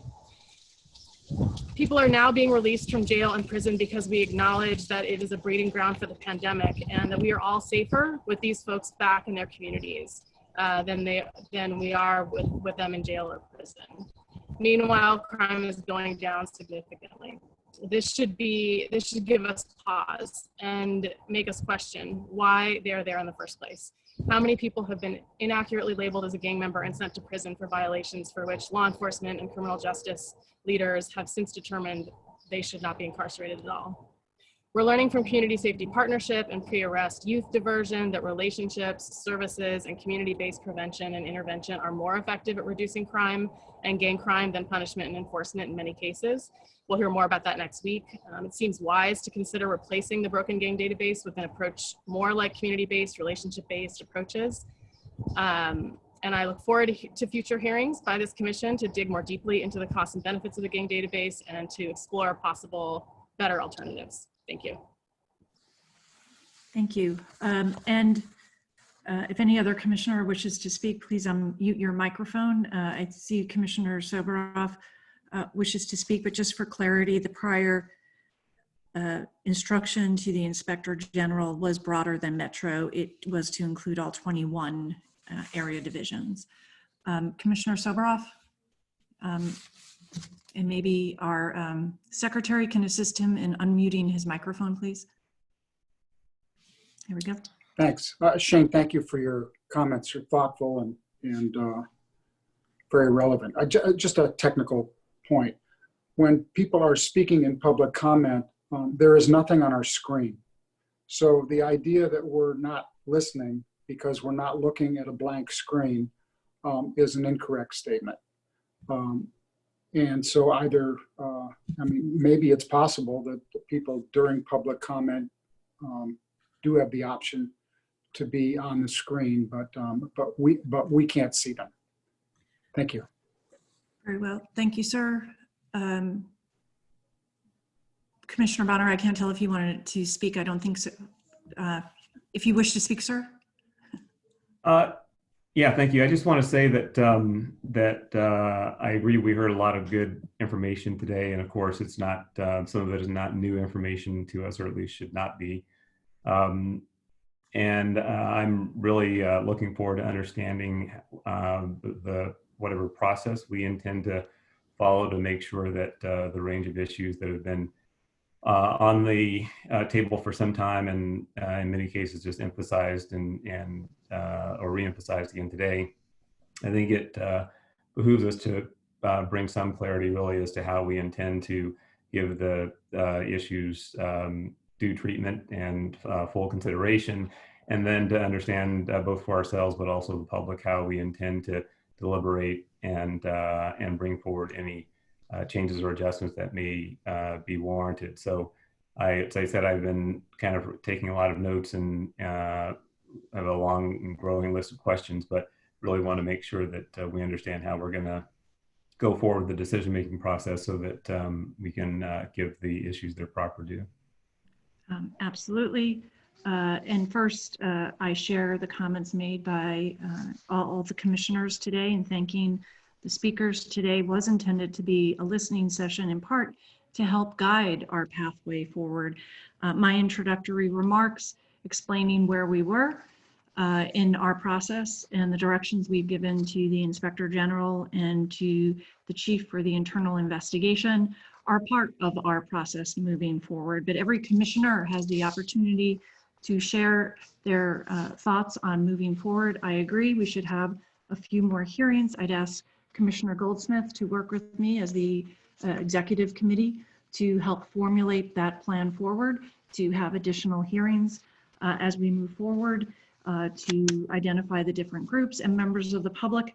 I previously shared the email address, which I'm looking at right now. If you have ideas on additional groups, hearings we should have, please send them to the specific email address on this issue. We welcome your comments. CalGang's input at lapd.online. That's CalGang's input, one word, at lapd.online. And with that, members of the commission, if there's anything else you would like to say, I'll entertain it, or we'll move on the agenda.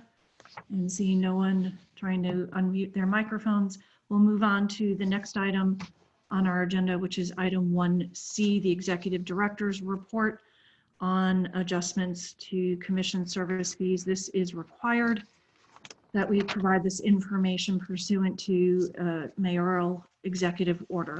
Mr. Tiefenk, can you give us a little background? We have the materials, obviously, but if you could, just for the record, provide the background. Yes, Madam President.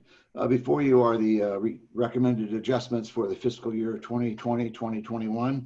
As you indicated, they were required on an annual basis by the mayor's executive director to provide these for the city council's budgetary process. The service fees are for 4 specific areas: false alarm response, information cards for charitable giving, press passes, and noise variances. Noise variances are those variances that are requested to do construction after 9 p.m. at night and before 7 a.m. On Monday through Friday. This process takes into account a time and motion, and then we look at the individual employee who is involved, be they a civilian employee or a sworn officer.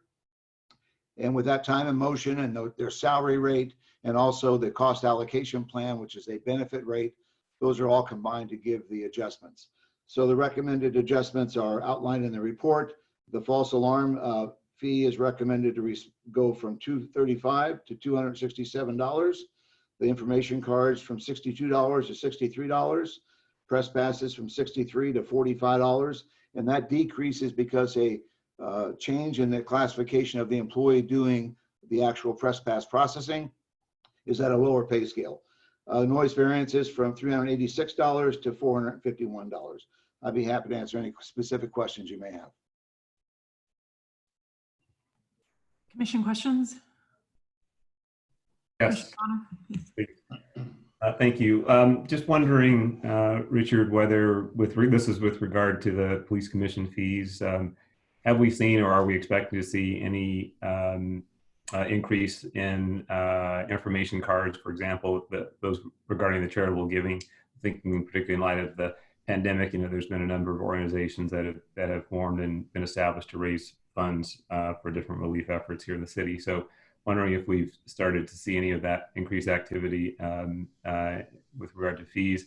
And also same question relative to the variances for the noise variances. I know contractors and construction have been deemed essential workers. So just wondering if we're seeing any of that activity manifest one way or the other. I'll address the charitable giving first. The charitable giving has not seen an increase or a decrease. It's been pretty stable so far. Most of these charitable giving funds are on the long term. So the easiest way I can describe this would be, let's say that there's an American Heart Association. You receive a letter in the mail with a solicitation. you will see inside of it a small white piece of paper with very small printing. And that is an information card that indicates that that charity is registered with the Board of Police Commissioners as required in Los Angeles, that they're a legitimate 501c3, that they're registered with the IRS and the Secretary of State. They then, when they ask for that card, they indicate to us what their goal is, and then at the end of that solicitation process, they submit a form to us with the monies that were raised and how the monies were dispersed. So those are the big organizations that we'll see that with. Anyone doing a charitable solicitation that is not a mail-out campaign or a significant fundraiser is not required to get a solicitation card, only for those large campaigns that are a mail-out type campaign. And how are the large campaigns, since in my experience recently in particular, many of the large campaigns are online in one way, online, social media, how are those handled? They would be handled the same way. They ask for a solicitation, they go through the process, we will give them an information card with a number, and then they would go out and do their solicitation and be within the law of the city of Los Angeles. And this white card that you mentioned, is that for the benefit of the charity asking for the donation, or is it for the benefit of the person who's being solicited? It's for the benefit of the person being solicited to know that they are a legitimate charity that is authorized by the city of Los Angeles to do that charitable seeking. Okay, so that's why I'm asking if I'm seeing if I'm receiving a solicitation online or seeing it on television. So if there are certain types of activity that's regulated by the state, for example, financial lenders and others, at the bottom of the screen, you do see a disclaimer that says they are licensed or registered by a department or bureau in Sacramento. Is there any similar information that that we would look to see in an online or television solicitation? No, there isn't. The only way a person could find that out is to call our office to see if they're a legitimate registered 501c3 with the appropriate solicitation approval.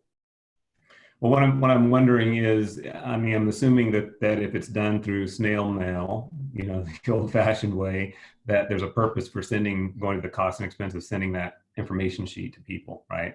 So they have, but it sounds to me like we don't achieve that relative to online or social media solicitations. That's correct. It would have to be a change in the Los Angeles Municipal Code to require that.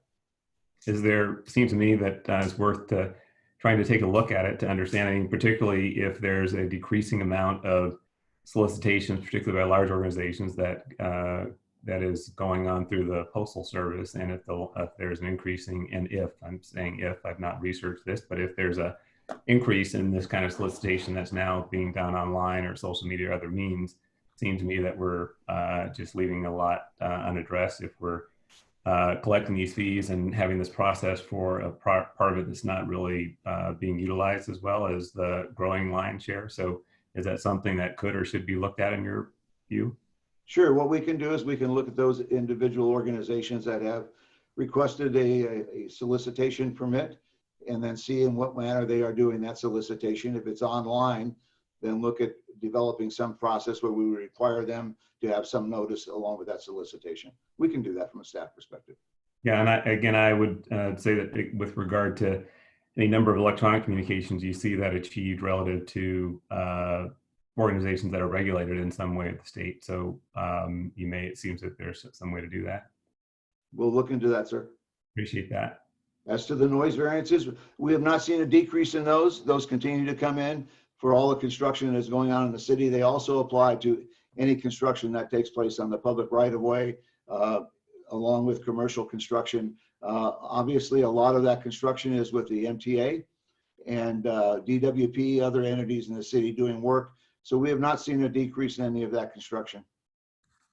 But on that issue, just to be a little more clear, I think what my interest is, and you take the example you gave with the MTA, there's been a number of reports about various agencies that have accelerated construction projects during this time to take advantage of the fact that there aren't as many people on the streets and as much activity going on. So they're working around the clock or on weekends or on accelerated schedules in order to do things now while people are at home that they can't do as efficiently when there's people on the streets.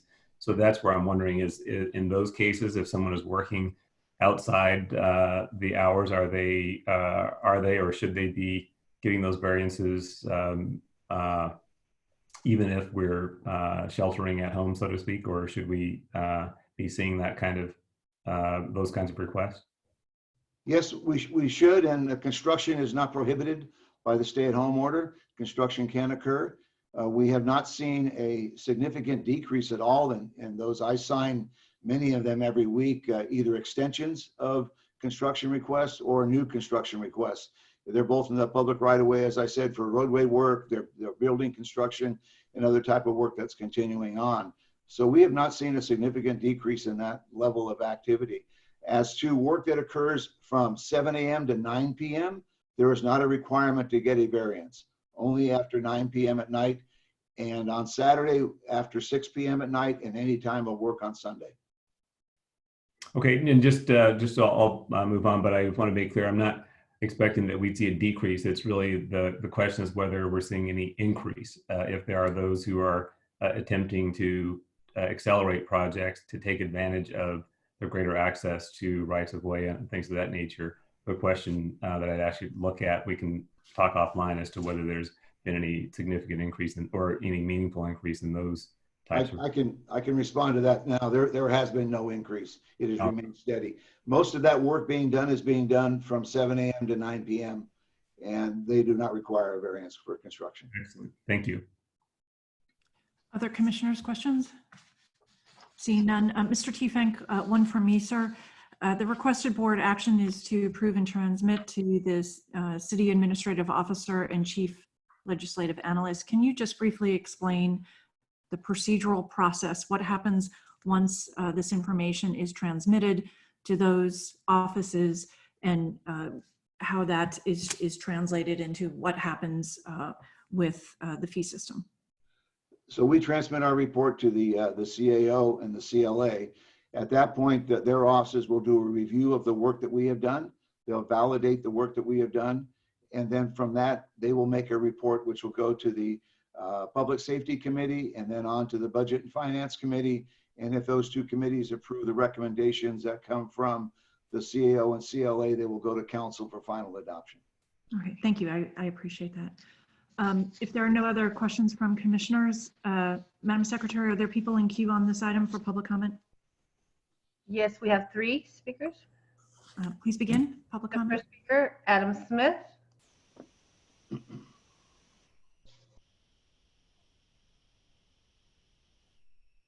Adam Smith.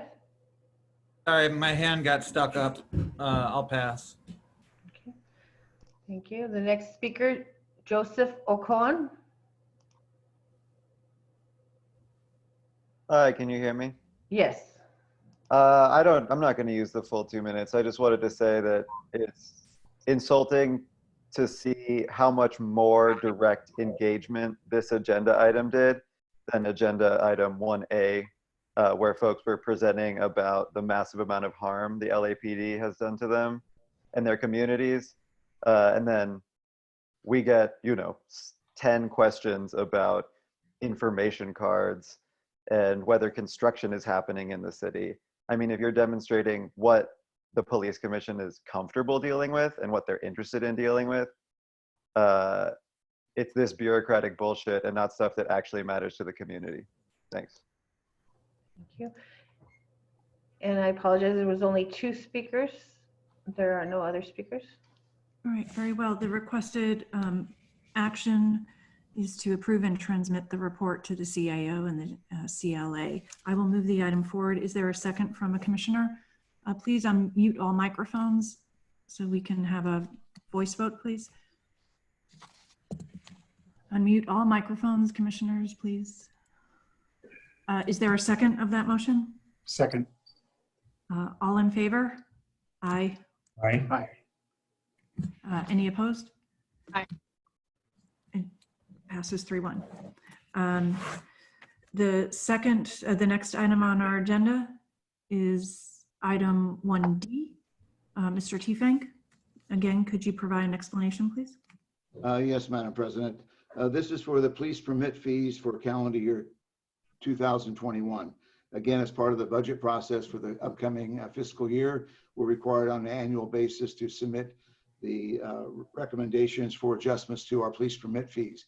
The Police Commission issues 53 different types of permits, and those permits are outlined in the report.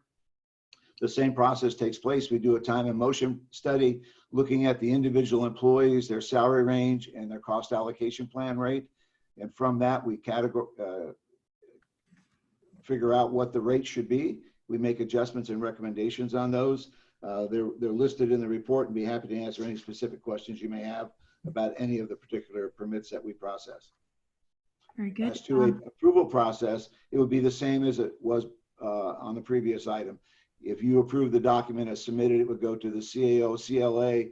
They would do a validation of our work. Then it would go to the Public Safety Committee, Budget and Finance Committee, and to the City Council. And this would be for police permits that are issued January 1, 2021 and later.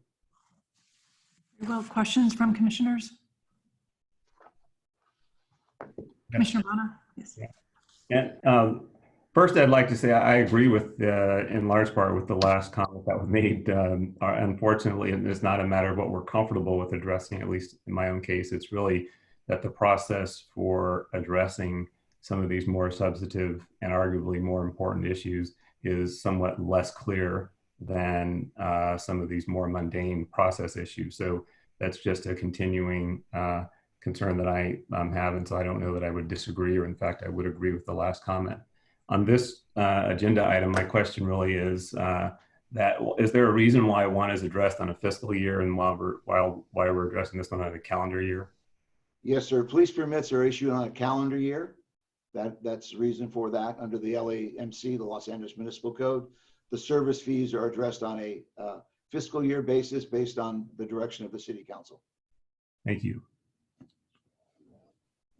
Further questions? Seeing none, again, commissioners, please unmute your microphones. I will move the matter forward, which is to approve and transmit to the CAO and CLA this report. Is there a second to that motion? Madam Secretary, can you help with Second. Unmuting microphones, please? It's been seconded. I'm trying to, Madam Secretary, can you assist in unmuting Commissioner? There we go, Commissioner Bonner. All in favor, please say aye. Aye. All opposed? It passes then 4-0. That is item 1D. We now move on to the report of the Chief of Police. Chief. Morning, Morning, Commissioners. And as I do each week, provide a series of comments regarding to significant events, our crime picture, as well as personnel strengths. Given the nature of what I'm going to talk about and the seriousness of it on significant events, I'm going to go with the, if you will, the more mundane, the personnel strengths, move into crime, and kind of go in reverse order. That's an effort to hearing from earlier speakers, a sense that I carry week to week significant events and then move right into crime and others, and it leaves some with a perception that I'm somehow categorizing these events as less important than others. It is not that. My intention is to, as I raise issues, is to ensure that each of them receives a proper attention, focus, and importance. But in an interest to try to address those concerns that have been identified in previous meetings, I want to change up my presentation a bit today.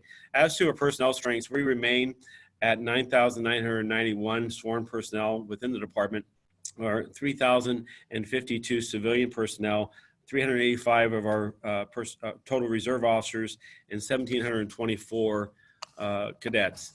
Relative to our crime picture and traffic picture. In our traffic picture, we continue to see reductions in traffic collisions, as well as hit and runs, motor vehicle versus peds, and bicyclist involved collisions. And while we're seeing those year-to-date reductions, I will say in the last week, we've had a significant increase in the number of traffic fatalities, and Chief Horace Frank is working with Deputy Chief Matt Blake, working with the Deputy Chief and as well as the captains in the traffic. Forgive me, I'm having a senior moment here. But the Blake Chow, and coming forward with some further details as where those traffic collision fatalities are occurring, the speeds that are involved, as well as the impact it's having on our pedestrian traffic, as well as some further education and outreach and informing to our community that while we're seeing traffic flows since this COVID-19 event occur, that those numbers are coming back as far as traffic frequencies, and the public, we're asking them to exercise greater control, greater responsibility in the operation of their motor vehicles. Relative to that information will be, more information on this will be coming out in the next week for public awareness and education. Relative to the crime picture, we continue to see a reduction in crime in all categories with the exception of homicides. We've had a number of, our numbers this week versus last has an overall increase, 86 homicides year to date this year versus 82 last year. So an increase of 4 homicides year to date. Our violent crime picture on all other categories is significantly down for an overall year-to-date reduction of 11%. Regarding property crime, as I've reported previously, reductions in all categories except for motor vehicle thefts. Overall Part 1 crime reduction year to date is 13.1%.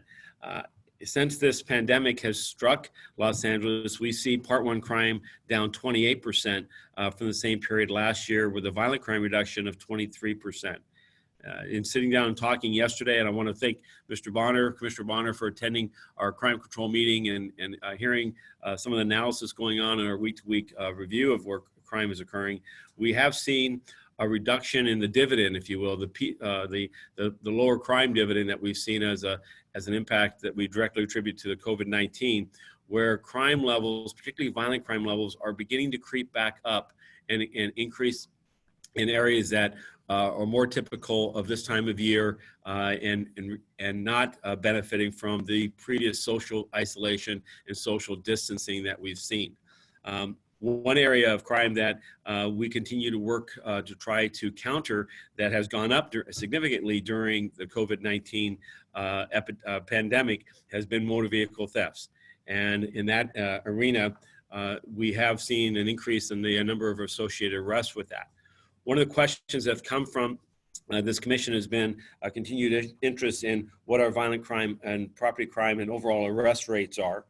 Year to date, violent crime arrest rates are down 3.6%. We have 10% fewer Part 1 crime arrests for an overall 16% reduction in all arrests as an agency. And looking at where the arrests have been and the arrest rates since COVID-19, approximately the middle of March, we see that overall arrest rates are down 35%. And in earlier questions, I believe by Mr. Bonner and others, spoke to where the proportionality or where those arrests are occurring. Primarily, the fewer arrests are occurring in more discretionary areas, such as misdemeanor and lower the crimes of less significance, and those and officers exercising discretion. For felony arrests, we have an overall 2% reduction for the year. And that's primarily because of a significant reduction, 16% fewer felony narcotic arrests. We have a number of detective and investigative personnel that historically have looked and worked on significant narcotic trafficking and more organized trafficking of narcotics in Los Angeles in this region. And those resources are being redirected at times to deal with this pandemic and the needs of it's in the streets. And with that, we see a reduction again of 16% of felony narcotics.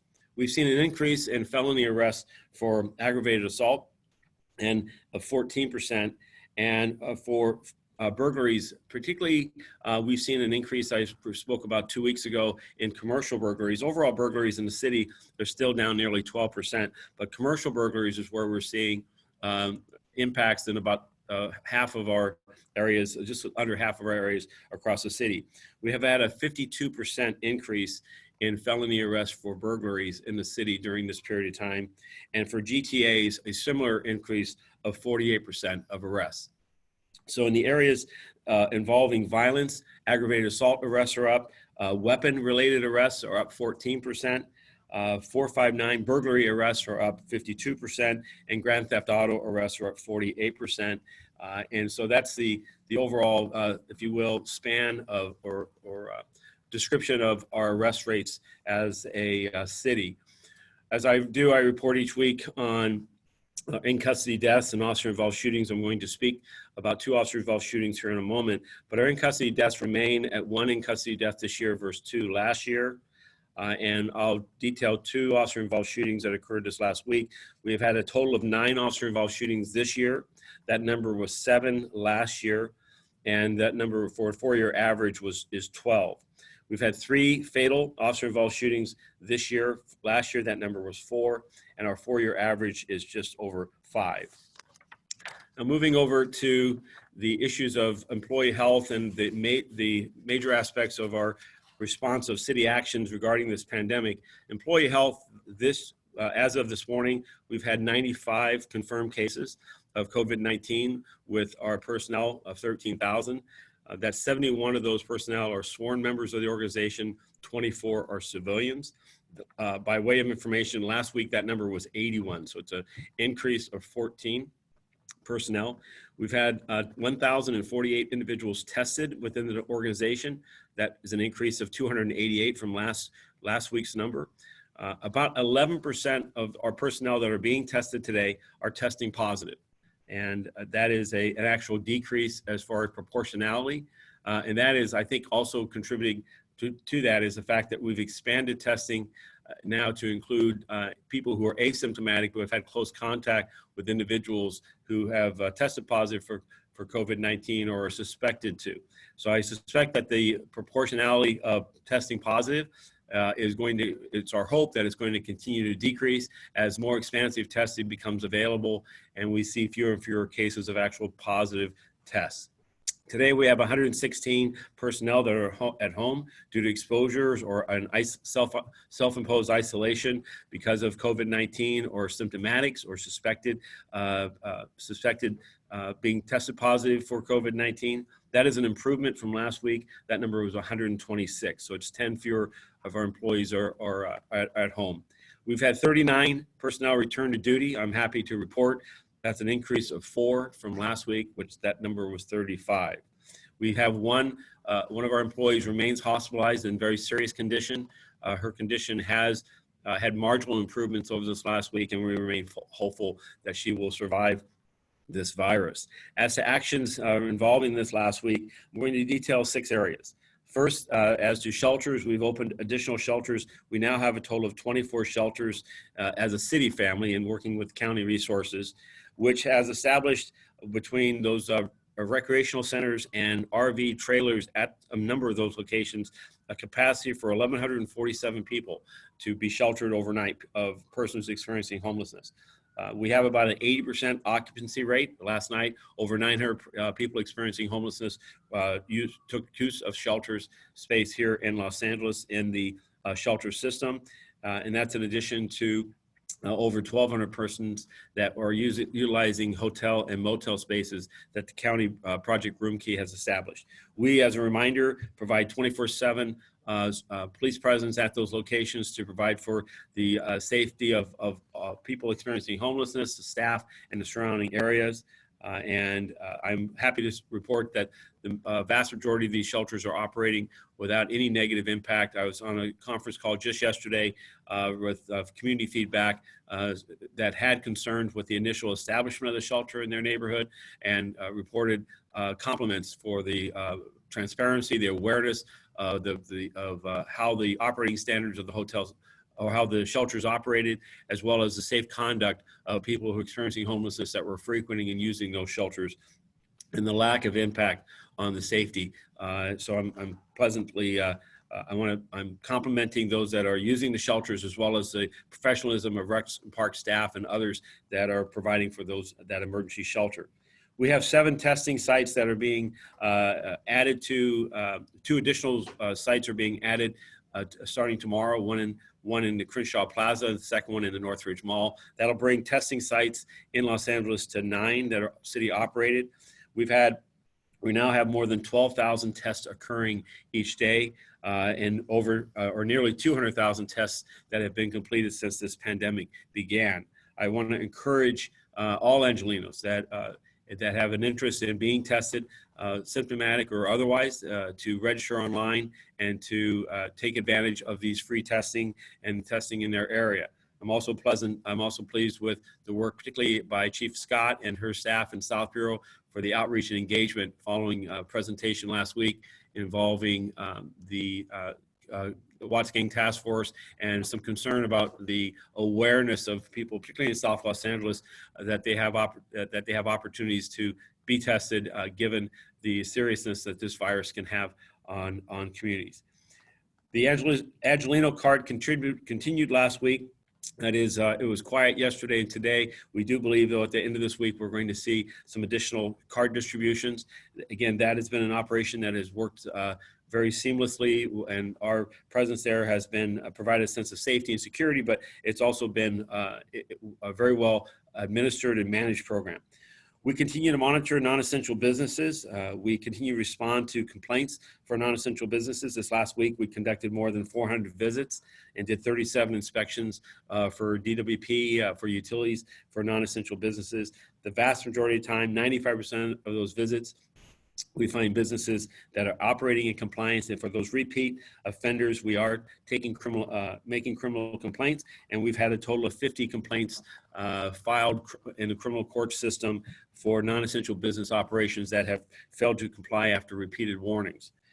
This last weekend, you saw an added deployment and presence of LAPD uniform officers about the beaches here in Los Angeles. This is an effort to continue to encourage the adherence to the Safer at Home initiatives, and ensures that those locations were not frequented. We recognize the warm weather. We recognize in Southern California that is an absolute social outlet, but this order is helping all of us flatten the curve and get back to more typical summer activities. And so I appreciate the compliance, and with not requiring any enforcement action by our officers, but rather their presence and their encouraging of people to not frequent those locations, and have been very heartfelt. I'm very pleased with the fact that how well it's been received by Los Angeles. I'm also thankful that this week we will continue to work with the mayor and our county and state officials relative to the recovery framework.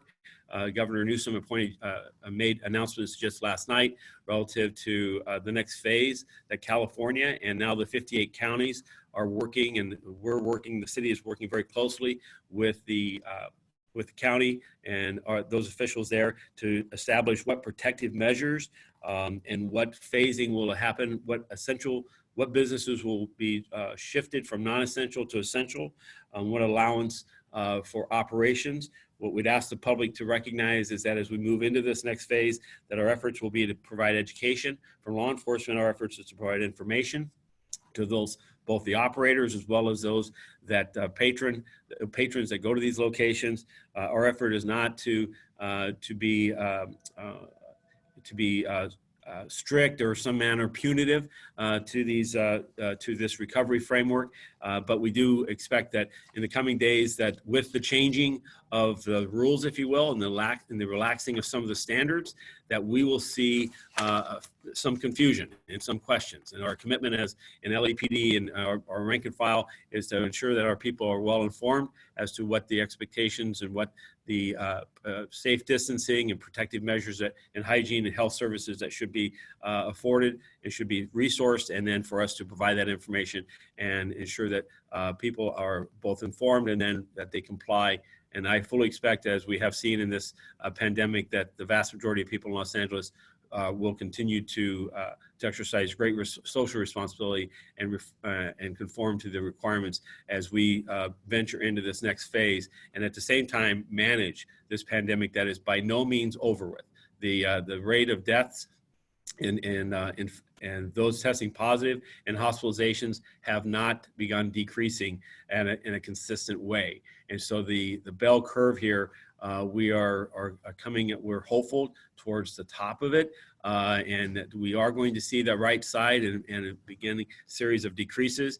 And yet, and so as we make this adjustment and those levels of business and commercial activity that's going to be allowed and supported, we're very mindful that we want to ensure that we see a hospital capacity that can sustain those new cases and can provide appropriate treatment and allow and not be overwhelmed and to save lives and ensure that this pandemic does not see the type of disaster that we've seen other pandemics occur here as in the United States with the earlier pandemic in the late 1910s, as well as other emergencies across the world. Now, so I wanted to get those matters done, and because I wanted to draw attention to two matters particularly, but I'll cover before I do that an officer involved shooting that happened on April 30th in the Newton area. And let me say that on April 30th at approximately 9:39 in Newton's patrol division, officers were driving a marked black and white vehicle in a 2200 block of Wall Street. The officers observed another vehicle back up and collide with a parked vehicle. That suspect vehicle then failed to stop and continued driving into an alley nearby in the area of 23rd Street west of Wall Street. The officers followed the suspect vehicle into the alley where it stopped and 3 individuals inside fled on foot. One of those individuals produced a handgun and an officer involved shooting occurred. The officers broadcasted a help call and requested additional resources to set up a perimeter for the outstanding suspects. After a lengthy search, those 2 other individuals were located and taken into custody. The individual that produced a handgun and was struck by gunfire was taken into custody and ultimately succumbed to his injuries and was pronounced dead at the scene. He was later identified as a Mr. Daniel Hernandez, a male Hispanic, 29 years of age. One of the other 2 suspects, later identified as Jose Hernandez, a male Hispanic, 31 years of age, received a bite to his left arm from a department canine that occurred during the search. Mr. Hernandez was transported by the Los Angeles Fire Department paramedics to a local hospital where he was treated and cleared for booking. The remaining other individual was identified as Anthony Villegas, a male Hispanic, 30 years of age. He was taken into custody without further incident. No officers were injured during the incident, and a loaded handgun was recovered from the scene. Force Investigation Division personnel responded to the scene and began collecting forensic evidence as well as interviewing witnesses. A representative from the Office of Inspector General, as well as the LA County's District Attorney Officer Involved Shooting rollout team responded to monitor the investigation. In regards to these other 2 matters, first was a officer involved shooting that happened this past Sunday that occurred outside the county. And I was notified early Sunday morning about a very disturbing incident. It involved 3 of our employees that occurred just after 1 a.m.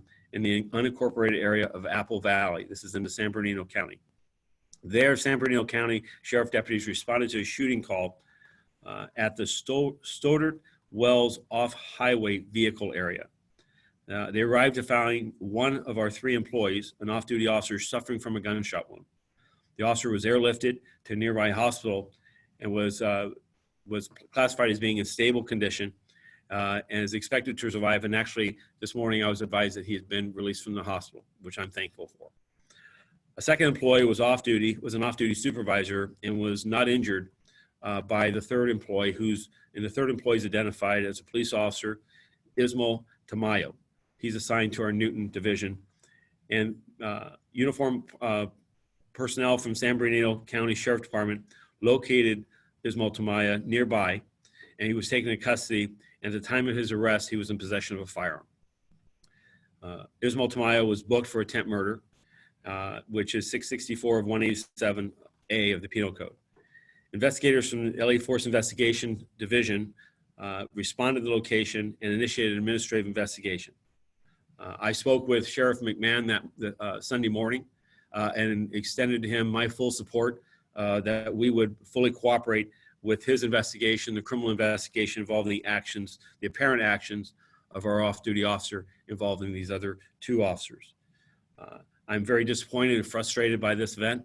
I'm grateful that the injury to our off-duty officer, apparently at the hands of Officer Tamayo, was, while significant and life-threatening, that it appears he will survive that injury. And I'm absolutely committed to understanding how the circumstances happened, not just at what happened, but how did we get to this point? What was the actions of the officers there? and off-duty capacity, and what led to this apparent shooting with the involving this injury to one of these three. Second event that occurred last week, and last night. Well, first of all, it occurred last week. It occurred on the 27th, and what has flowed from it was my intention to provide a statement this morning to this commission, but also because of the existence of a video by a third party that was released last night to the public space, I released a press statement. I will say early last week, I did speak with the commission president as well as with the executive director relative to what I'm about to describe, given the significance of this event. And that is that on the 27th, two uniformed officers in the Hollenbeck area of LA City responded to a radio call of a trespassing suspect in the 2400 block of Houston Street. And at that location, these two officers made contact with a male trespass suspect and directed him to leave that private property. During the course of the investigation, a physical altercation occurred between the suspect and one of the officers, resulting in the officer receiving a minor injury to his hand. The suspect incurred abrasions to his head and face, but refused medical treatment. A uniformed officer responded to the scene and initiated a preliminary investigation consistent with the department's protocols for any reportable use of force. A community member who witnessed some portion of the altercation provided that supervisor with a copy of a cell phone video that was taken. Upon review of the contents of the cell phone video, as well as the involved officer's body-worn video, the supervisor notified his commanding officer, and investigators of the Internal Affairs Group responded to conduct a personal complaint investigation. The trespass suspect was released from custody from Hollenbeck Station pending further investigation. A formal complaint investigation has been initiated by Internal Affairs due to the serious nature of the alleged misconduct. At my direction, I realigned or reassigned the use of force investigation from the area command to the Force Investigation Division. We scrutinize all of our use of forces very closely, and we hold our people to high standards. And while I'm withholding the judgment on the actions of the involved officers at this time, the primary officer that's viewed in the video in the altercation with the suspect has been assigned home pending further investigation.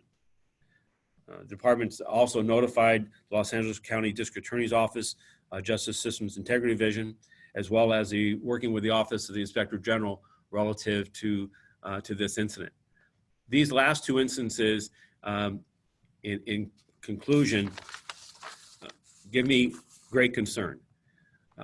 Each day our people go out and they do tremendous work. Commission President Decker, I thank you for your words as well as the other commissioners in support of our men and women as they go out and perform often heroically and certainly in a manner that's demonstrated with their core values. And they bring honor to the badge that they wear and to the sacrifice of people who have given their lives in the service of the city. But these two instances caused me a great deal of trouble because they're not consistent on first appearance. I'll withhold final judgment until I have the complete investigation. But when I view instances and the facts and circumstances that I know of today, I recognize the public's concern and how disturbed or troubling they may be to them.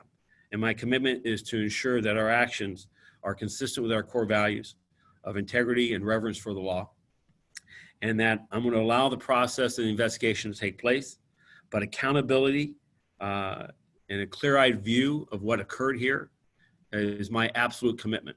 When we fall short and we make mistakes, then we provide training, and we ensure that our systems and processes are in place to try to minimize and eliminate the instances of mistake.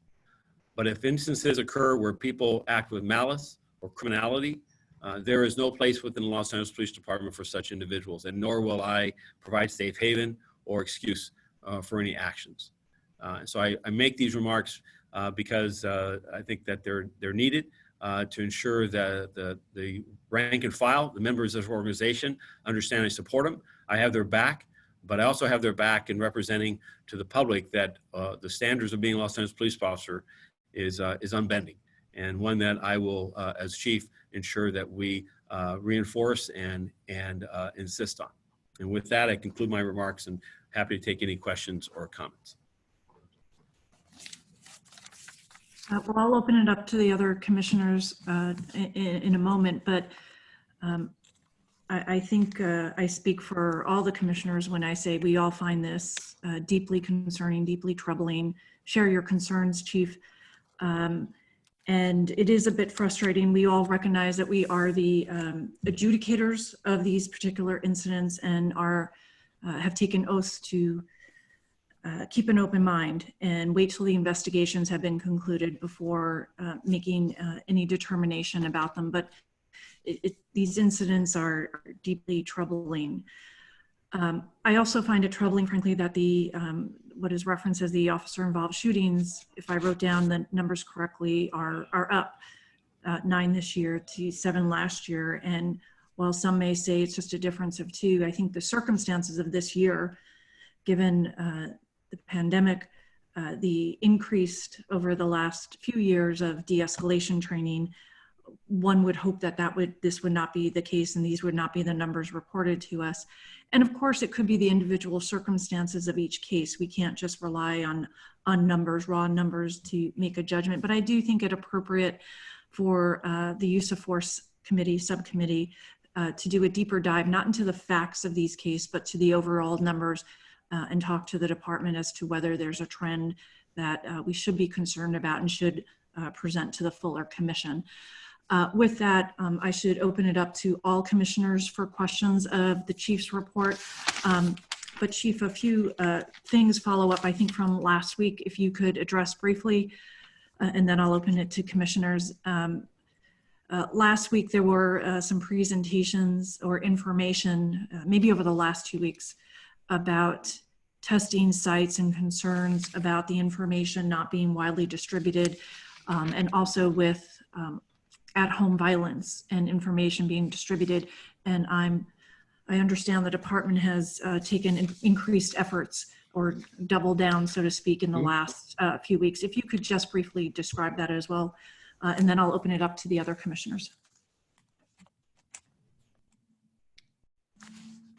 There you go. I think you can hear me now, right? Okay. Yes. All right. So as to testing sites, I referenced the establishment of Crenshaw Plaza will be opening tomorrow. But as to the department's efforts, the work of South Bureau working with the individual commands has been to produce flyers restating and informing where testing sites are, particularly in South Los Angeles, and then to provide outreach by passing those handbills out, if you will, not just through the Community Safety Partnership, but also through our senior leads, also social media, and using our established social media accounts, and so that, and then to a number of stakeholders. In the last couple of weeks, we continue to have outreach and engagement by our area COs with Zoom and other vehicles in which to communicate in this new normal that we have regarding community settings.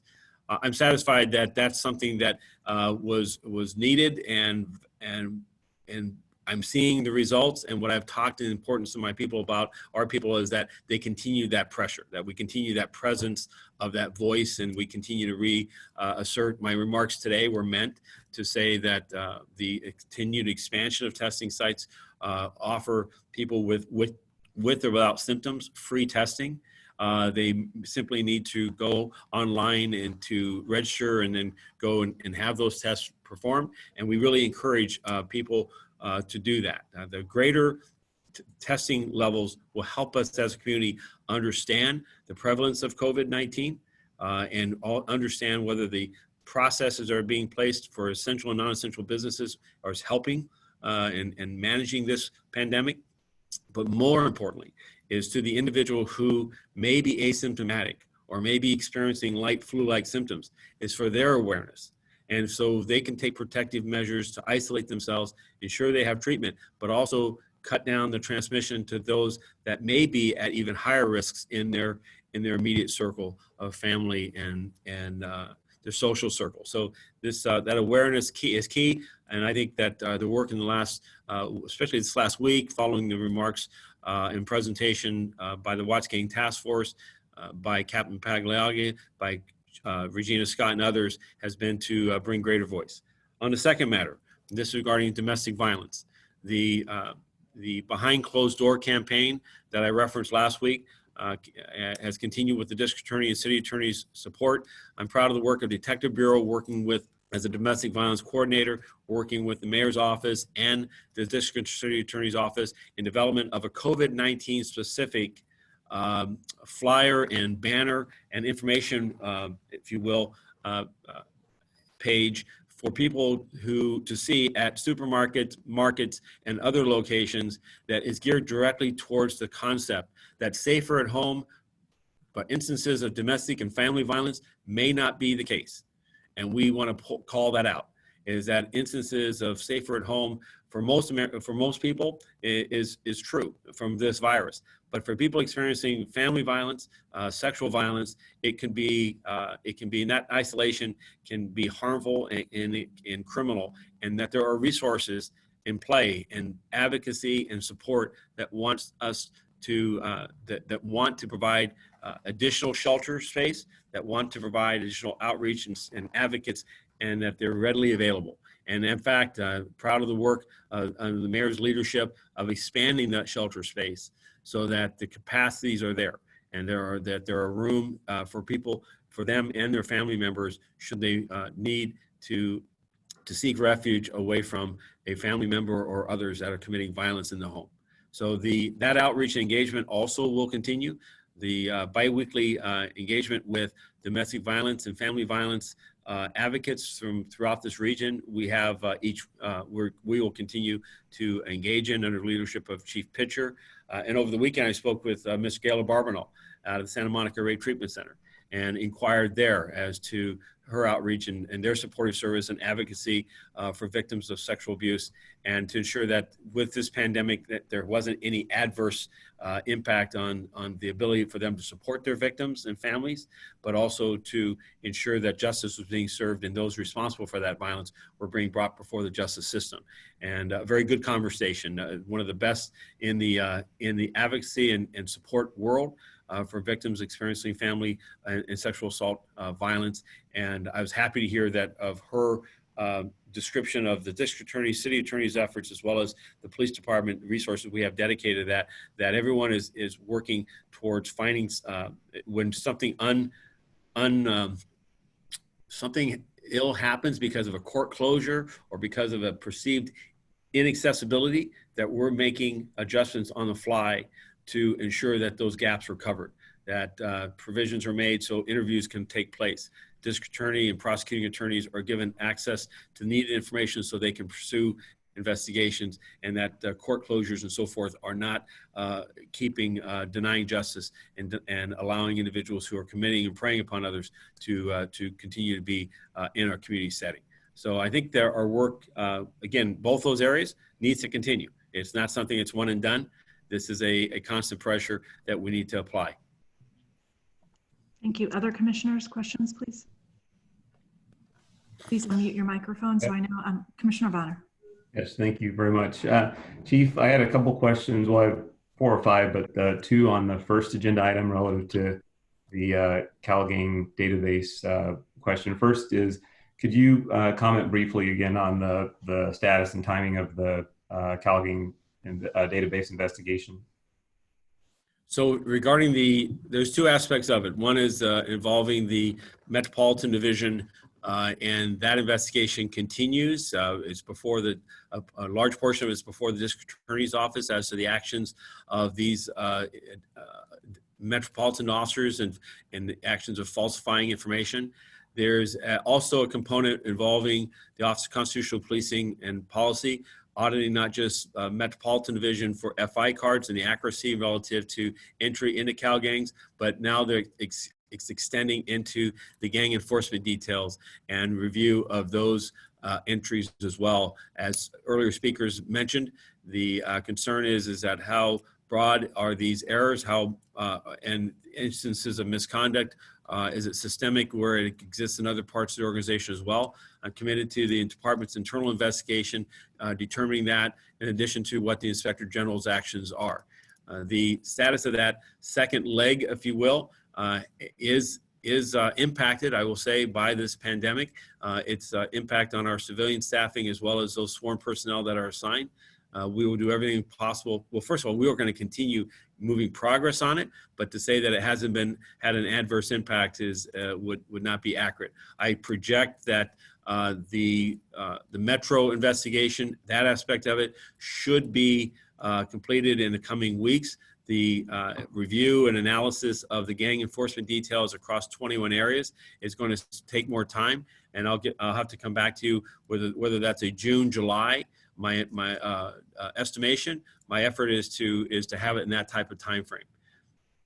Okay, would appreciate that if you could come back to us with your best estimate on the timing of the department's portion of that. And then also real quickly, I don't want to go back into all of the information, but there was one data point that was referenced about that was suggesting the department puts a significant number of more people in the database than the sheriff's department. And I don't expect that you would have pinpoint data at your fingertips, but I'm just asking, broadly speaking, do you have any sense as one way or the other whether that's reasonably accurate, and is there any particular reason why that might be, whether it's structurally, jurisdiction, anything of that nature, if you are able to comment? Well, my top of head, my standing understanding, if you will, estimation on this is that it deals with the level of gang violence we see and the concentration in Los Angeles County and in Los Angeles City as compared to the rest of the state. And so it's a certain amount of this is the level of violence we see in shooting violence, the level of those that are related with people who are involved in gang membership. I think it's a matter, this is an investigative data tool. It's an investigative tool for us to identify the hopes of solving violence and solving those by identifying those responsible for it. And as such, we also, as a city of 4 million, the second largest city in the country, by far the largest city in the state of California, and also suffering from a prevalence, if you will, while we're seeing gang crime go down and we're seeing gang membership be reduced, we still have thousands of individuals who self-identify. So part of this is the largeness of Los Angeles in relationship to the rest of the state, in relationship to this region. But I'm also, I'll say, I'm interested in, and I heard today a number of speakers. I think that there's common ground on a number of areas, and that there's recommendations that have been made, reforms that we have engaged in for the last year. But just and I'm also concerned with what I've learned just preliminarily from our investigations today, where we've had garbage go into the gang database. And the reforms that have been enacted over the last 4 to 5 years, I think have been important. But I think that further reforms are likely in order, so that we can truly see that database serves its purpose, which is to identify those responsible for enacting violence on others and that violence, its impact on communities, without and striking a balance, without being having an undue or unfair or unjust impact on individuals who are not engaged in any criminality or engaged in this the violence that this database is seeking to solve. I think that's Commissioner, that in my view, that's the tension of balancing each of these investigative databases in all matters is, are they just and fair? And are they protecting the individual who has the presumption of innocence? And at the same time, allowing law enforcement and criminal justice system to serve the entire community, including those that are victimized by others, and do so in a responsible fashion. Well, I appreciate that, and I believe, and maybe the chair can correct me if I'm wrong, but I believe we will have an opportunity for the department to address a number of questions, not only whatever you may care to share with us, but also an opportunity for us to ask more questions on that in a subsequent presentation. So I'll look forward to that. The second question I wanted to, these are now going on to some of the other investigations with respect to the Apple Valley OIS involving the 3 officers. Would that investigation include consideration? I'm just, mindful that we're under a stay-at-home order, in the city, and I don't know where the officers lived and where they were going, but as I understand it, it was 3 people out in the desert doing something. Would the investigation include the circumstances that brought them to that situation as well, or would it just include what gave rise to the shooting? No, Commissioner, my intention is to understand the circumstances in which these three individuals were there, the context. What led up to this shooting, in my view, is very important, and not just understanding the criminality of it, this apparent attack on this officer by another, but what other facts and circumstances, and what other issues might I have as a chief that I need to take action relative to how they got in that place to begin with. It is my understanding that the park or that location wasn't restricted, that it was that the personnel or the people that were there, that these officers were not there by themselves. There were other campers and others that were in the at the park. But that's a first blush preliminary understanding. I look forward to, and why the value of the FID investigation is that it'll look comprehensively at all matters. To include the rightfulness or the allowance of these officers even being there to begin with. Thank you. And a similar or a related question related to the FID investigation, you mentioned this relates though to Hollenbeck. The Hollenbeck situation, which I understand you have decided to address in a way different than you might in other incidents that may arise. So if you could address just a little bit of that thinking, but also from a process standpoint, I'm not clear as to whether that means that any element of that investigation would come before the commission or not. So the ability to make something a categorical use of force is at the direction of this board. So great question, Commissioner. Within the caveat of that, use of deadly force is a matter of a categorical use of force. And in custody, death, those type of hospitalization, those all become categorical. Those are matters investigated by Force Investigation Division. There's a carve out or a caveat in there that also any matter that the Chief of Police determines would benefit of a reportable use of force by that investigation. And what I found in the initial hours of this event and the day or so that it began unfolding is a real interest in ensuring that investigation was thorough and complete, and that we ensured that every bit of information that could be known was known. Use of force investigations work on one of three levels. Non-categorical, which is the vast majority of uses of force in LAPD, have out of say 2,000 that occur in a year, department-wide, which I think the number is just over that, maybe 2,100. There's a level 1 and a level 2. In this instance, it would be a level 1 because of discrepancy between the officer's account or the apparent discrepancy and allegations by the arrestee relative to the circumstances of that interaction. There's a level 2, which is a lesser level of an investigation. This investigation could stay at the Hollenbeck area and be investigated by a supervisor, overseen by a commanding officer, and reviewed up through the chain of command to ultimately stay within the Critical Incident Review Division.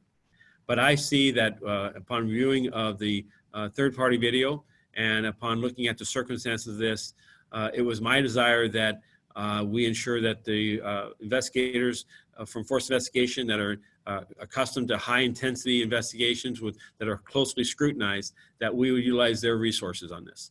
It's not to say that now whether or not this matter comes before this board of police commissioners, I believe that investigation will stay within the department, and I'll make a determination that's subject to your review of whether or not that use of force was in or out of policy, because it doesn't formally classify as a non-categorical. But at the same time, if this commission chose at the direction of the president and concurrence of the commission chose to bring this into your jurisdiction, then that was something that I would not oppose. My issue is that I believe that given the anticipated level of public interest on this, is that we would be transparent by this conversation, by the press account, and by providing as much information as possible about questions of not just process, but consequence. I appreciate that, and I'll just look forward also to the benefit of some of that thinking as the investigation is completed. The final question relates to you referenced the OIS in Newton area, And it wasn't clear to me, was that also, I'm also aware of one where there was some additional footage that was circulating on Instagram. Is that the same incident, or was that a separate incident? Commissioner, no, that was a separate officer-involved shooting that happened, I believe, 10 days before, a week to 10 days before. This was the shooting I believe you're referencing that had some third parties, some community members that captured a portion of the matter, involved a man with a knife that was following a traffic collision about 4 or 5 o'clock in the afternoon in the Newton Street area. The event I talked about, of course, just now was much later in the evening, involved a whole different set of officers and involved 3 individuals in a car that while they collided and there was a traffic collision that they fled from, the circumstances were different, much different, in the sense that the individual was apparently armed with a handgun when the officer-involved shooting occurred. And so it's an entire, there is, to my knowledge, the availability, I don't have a full enough briefing to know whether there's any third-party video on that. I don't believe there was a community member or others that captured any portion of that at this event that I briefed on today. But if there is, it'll be blended in or be brought into the investigation. So in terms of officer-involved shootings recent, there's been 3 then. Am I accurate? There's 3. There's the one I just asked about, the Apple Valley situation, and the Newton incident you reported on this morning? Yes, that's correct. Okay. All right, thank you very much. Appreciate that.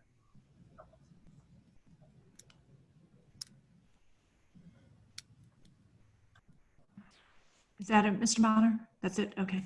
And I'll ask the city attorney's office to provide advice to the use of force committee regarding the Hollenbeck issue and the authority of this commission to review that matter. Further questions, Commissioner Goldsmith or Commissioner Soboroff? Commissioner Soboroff would like to speak.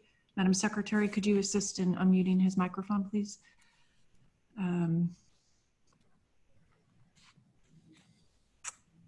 There we go. Sir. Great. Chief, heat wave coming. Stay in place. Still a lot of frustrations for people, and making it difficult to do the right thing. The right thing is social distancing. The right thing is to wear masks. When you don't wear a mask, it's insulting to all the people that are working 24/7 to save lives. But with the upcoming heat wave, what do you see? What do you see for frustrations for the public, frustrations for our officers in their day-to-day work, and what are your recommendations? So I'd ask for the public and as well as our rank and file for patience right now. The guidelines that are in place, the expectations safer at home, are still in effect. And we recognize the heat wave in the summer that is quickly approaching. It was good to see 2 weeks ago the city opened up cooling centers as an effort, and it was an altered sense. It wasn't a traditional cooling center setup, but an effort to relieve pressure and to address issues about people who are experiencing high heat events and yet don't have perhaps cooling and capable resources for themselves, so they can go to a center and get some relief from the heat.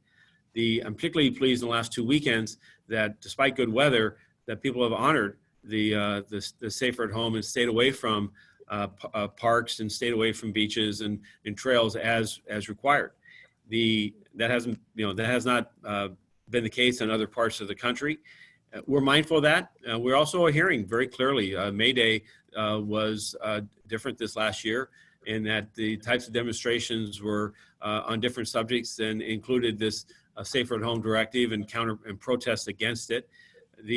What I'm encouraging is that so far the vast majority of Angelenos understand that these are for their best interests and are for their best health. And there are those that are arguing for it. Their voices need to be heard, and we need to as public officials, always be mindful of it. But I believe that our county health director, and speaking with her just as recently as yesterday, that she's very mindful of the balancing effort of the risks that are involved with opening up activities and allowing businesses to occur, but also the risks that are involved by continuing to try to maintain the types of isolation and distancing that we have here. And that balancing act involves some experimentation, if you will, or risk. That how do we mitigate that risk by putting in additional safeguards and protections? Wearing face coverings is our future in Los Angeles for the foreseeable future. And so, so is, I believe, social distancing, where you see when we get to additional businesses being opened and activities of lower occupancy levels, of added safeguards such as temperature checks and hygiene services, and people being mindful of the contagious nature.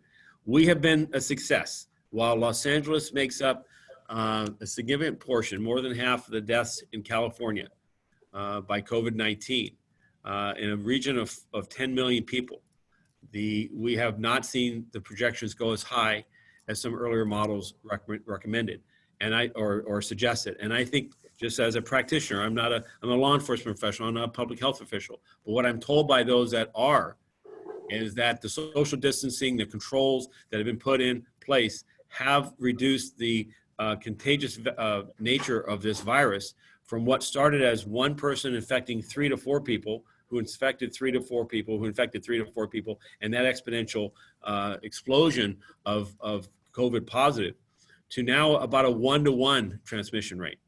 And it's a direct result of us clamping down on a number of our activities. Now, moving forward, how long will that be maintained? I think the governor, Kathleen, Supervisor Barger, Mayor Garcetti are all talking about adjustments to the current May 15th mayor's directive. And what we just asked the public to do is, in the interim, is let's not lose the gains that we've made by moving away from those directives early, and recognize as public health officials are mindful of the overall costs that these restrictions are causing, both to people's emotional health and well-being, as well as into our economy. And they're making, I think, very good efforts to try to expand activities and expand businesses so that we can restart our economy and restart our lives, if you will, in a different way. But at the same time, manage hospital capacity, manage the ability to isolate and test and isolate and track those that are COVID positive, so that we can manage this storm that we're in the midst of to lessen the loss of life and to mitigate it, and as well as to mitigate the impact on the hospital's capacity, so that people experiencing strokes and other life-threatening emergencies have hospital capacity that will save their lives. Because a hospital that's overwhelmed by this COVID is a hospital that can't serve all those other emergencies and life-threatening circumstances because of just not having bed space and hospital staff. So that is a long answer to what may seem like a simple question, but I think I'm just asking people continue patience. And for law enforcement, we're banking on the social contract that people are going to follow this on a voluntary basis, and that we're not going to have to see public health directors enforced by health officials or others. And certainly from a law enforcement perspective, people's compliance with our direction and encouragement, it was what we're achieving. And we've been able to avoid taking individual actions against prohibited activities on an individual basis. We'll continue to enforce non-essential business activities and to hold them accountable. But on non-essential activities, so far the advice, counsel, direction, admonishment is serving the needs that strike that balance. Thank you.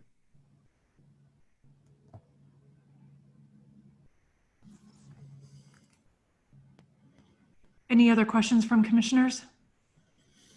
Seeing no hands, Madam Secretary, please close public comment, and we'll begin public comment on the chief's report. And as a reminder, Madam Secretary, please tell me when we've reached the last speaker.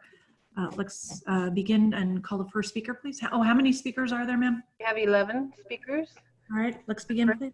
Speaker is caller ending 7388. Go ahead. Hang on a second.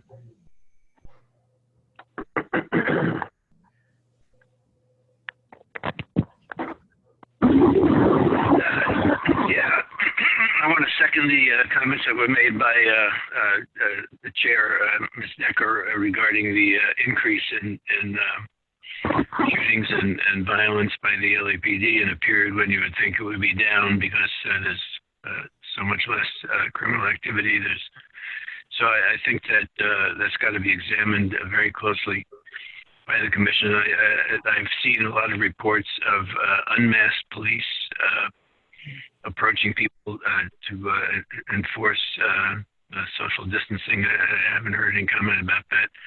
The press reports about the incident in San Bernardino talked about the officers involved drinking alcohol and shooting their weapons, and I'm wondering how many officers were at that scene besides the 3 that were mentioned in the report and in the press reports.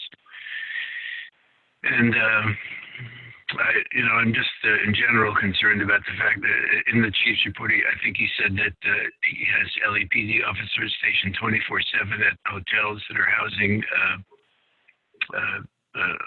unhoused people, and I think that's a huge waste of resources when so few rooms have been made available to actually house unhoused people. So I think that the chief and the commission should go on record as demanding widespread use of all the hotel rooms necessary. There are certainly 60,000 unused hotel rooms in luxury hotels that could easily be used to house people. And I think that the amount of money being wasted on policing those situations could be much better spent.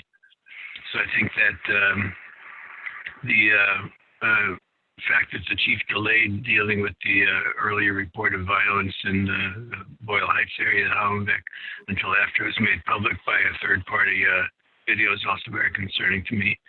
But I think it should be of concern to the police commission as well. Thank you, sir. Our next speaker, please.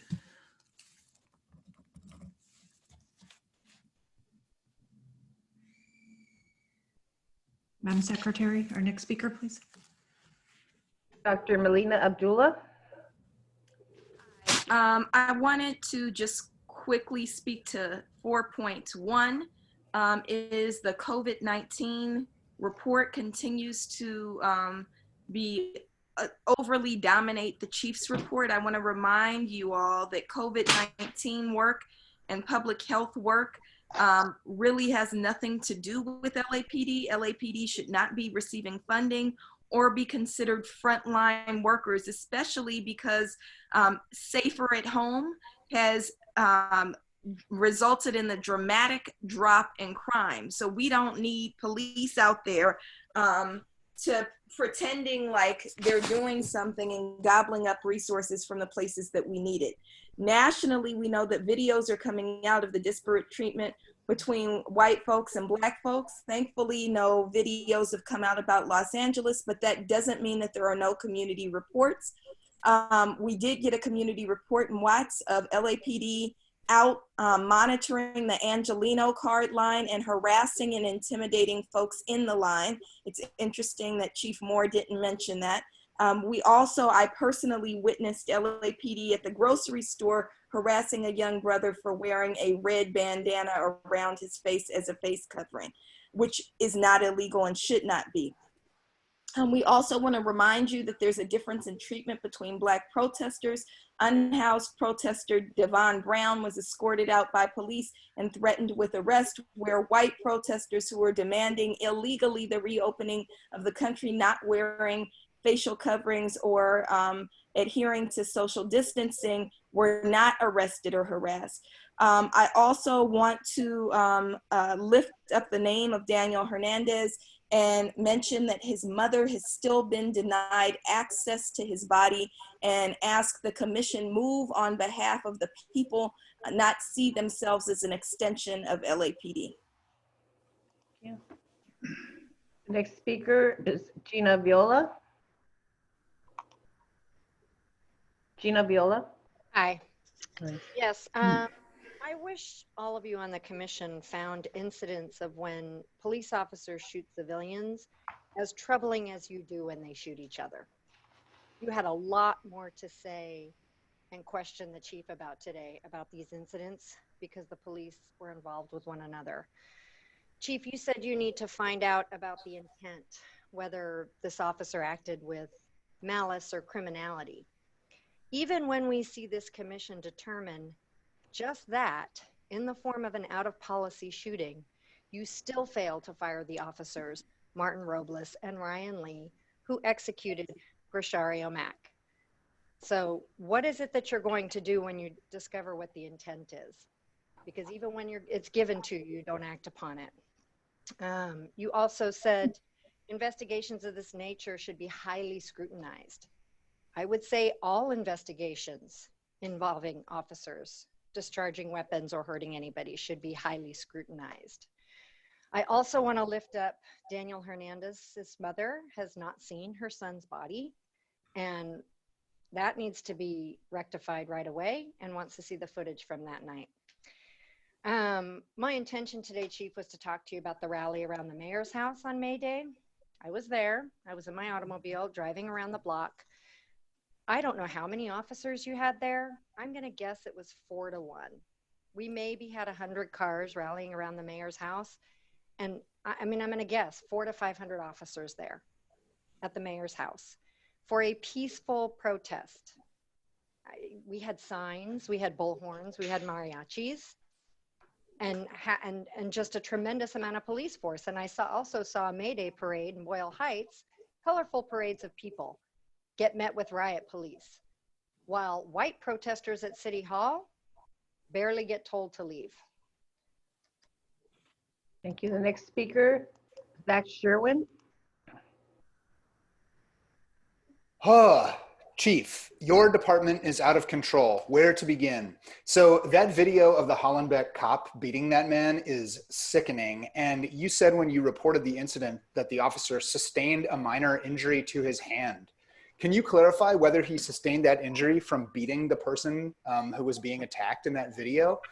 And if that is indeed the case, shame, shame, shame on you for not saying that yourself. What a flimsy and morally bankrupt attempt to make it seem like those actions were justified. Can you respond to that? Fair enough. The cop who shot his camping buddy, you know, it is so apparent to you when one of your officers shoots another that something went wrong and you've got to get to the bottom of it and take action. It causes you great concern, to use your words. But when this police commission finds the actions of your officers out of policy in the shooting of Grishario Mack, you don't do anything. And if you can clear up the distinction between these and explain why this is not a racist double standard, I would be really interested to hear it. You use the word accountability, and instances occurring where people acting with malice or criminality require action. You say you won't provide a safe haven. That is hypocritical lip service, Chief. The Trader Joe's donation that got stricken from today's agenda, Chief, shame on you for soliciting that donation less than 5 months after your department murdered Melly Corrado, especially when the mayor's proposed budget is basically a pay raise for the LAPD. You don't need that $125,000. I felt deep dismay when I read that. I think we're all still interested if there's any update on those missing illegal guns from the cop store that we read about in the LA Times a few weeks back. And I also want to lift up the name of Daniel Hernandez and demand that you let his mother see his body and any footage that you have from that night. That concludes my remarks. Thank you. The next speaker, Hamid Khan.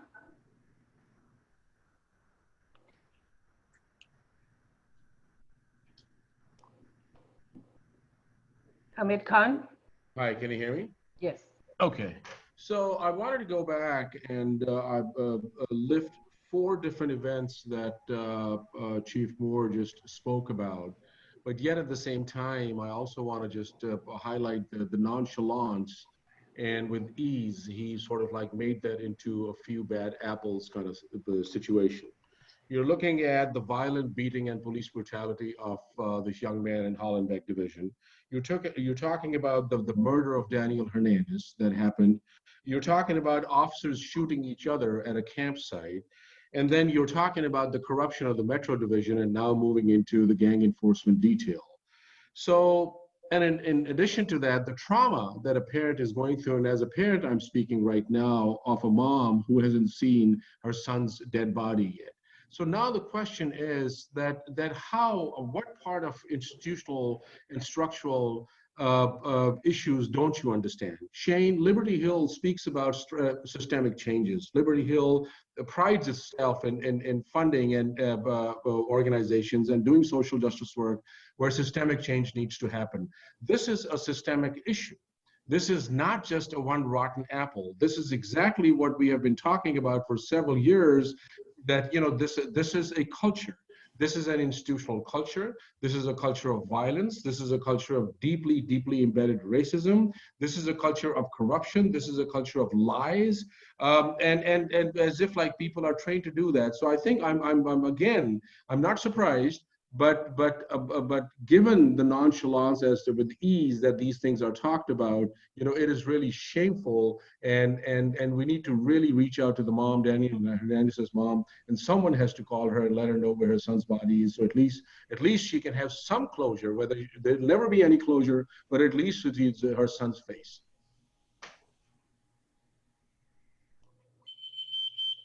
Thank you. The next speaker, Alfredo Gama.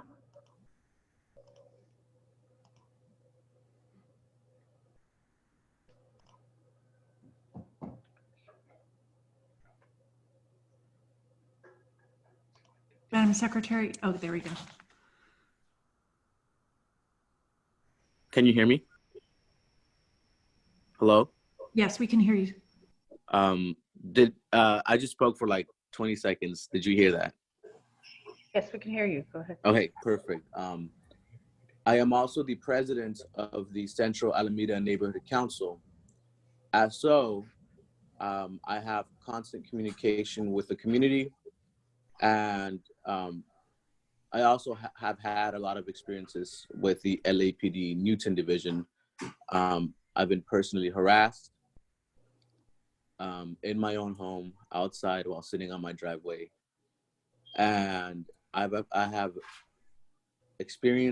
seen so many people get harassed in my neighborhood simply because of the way they look, or the way we walk, or the biases these officers have. But today I'm here to speak specifically on the issue, the events that happened on April 30th.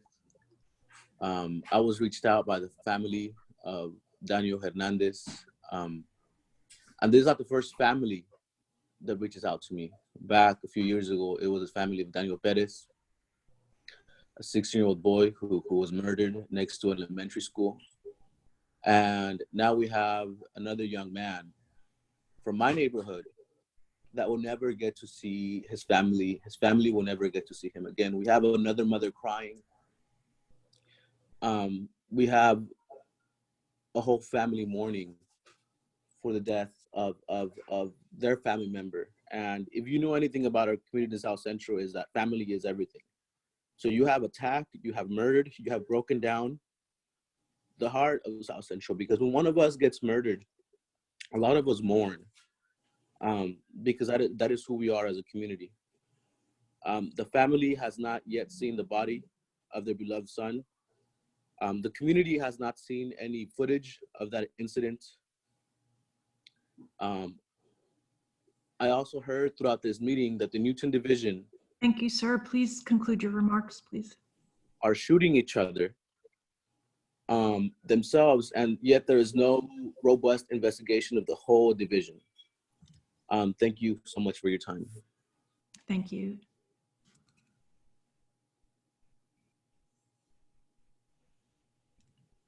The next speaker is T. Hello? Yes, go ahead. Wow.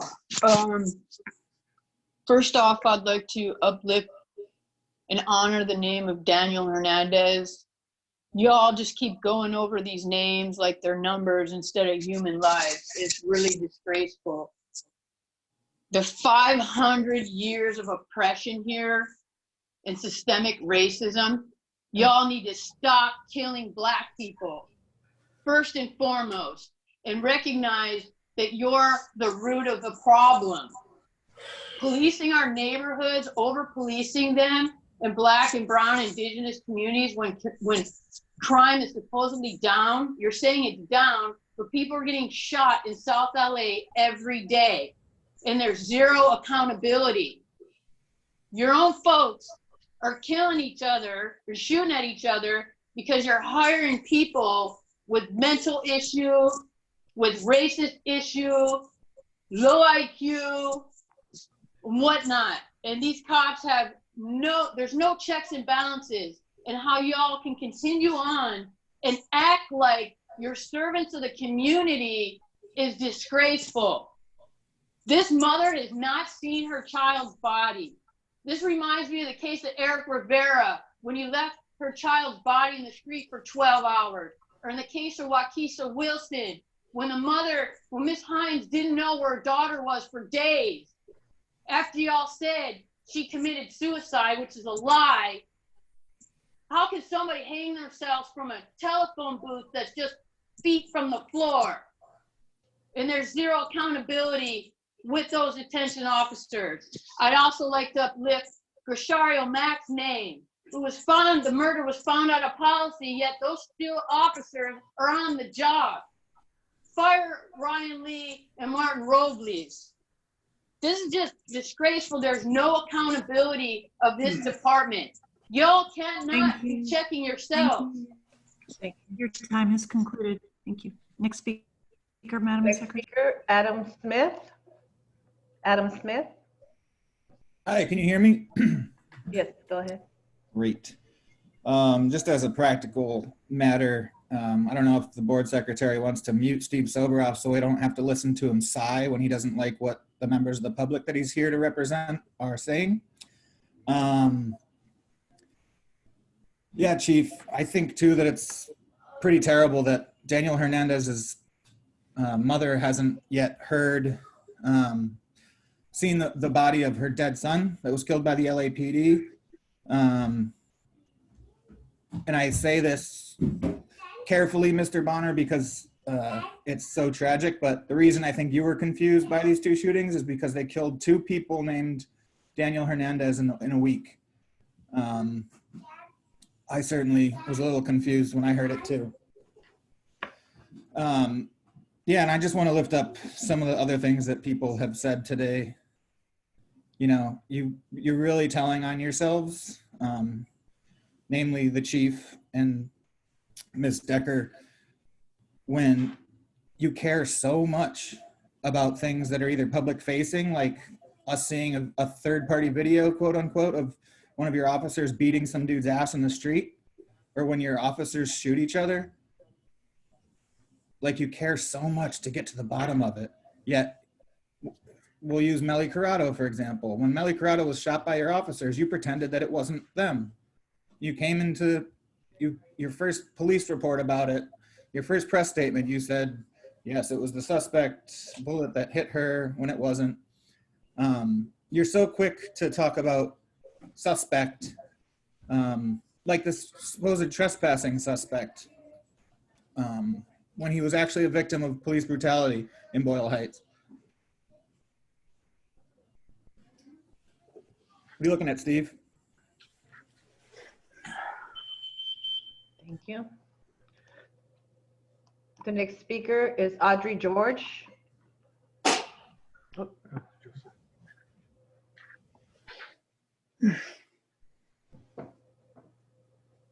Hi.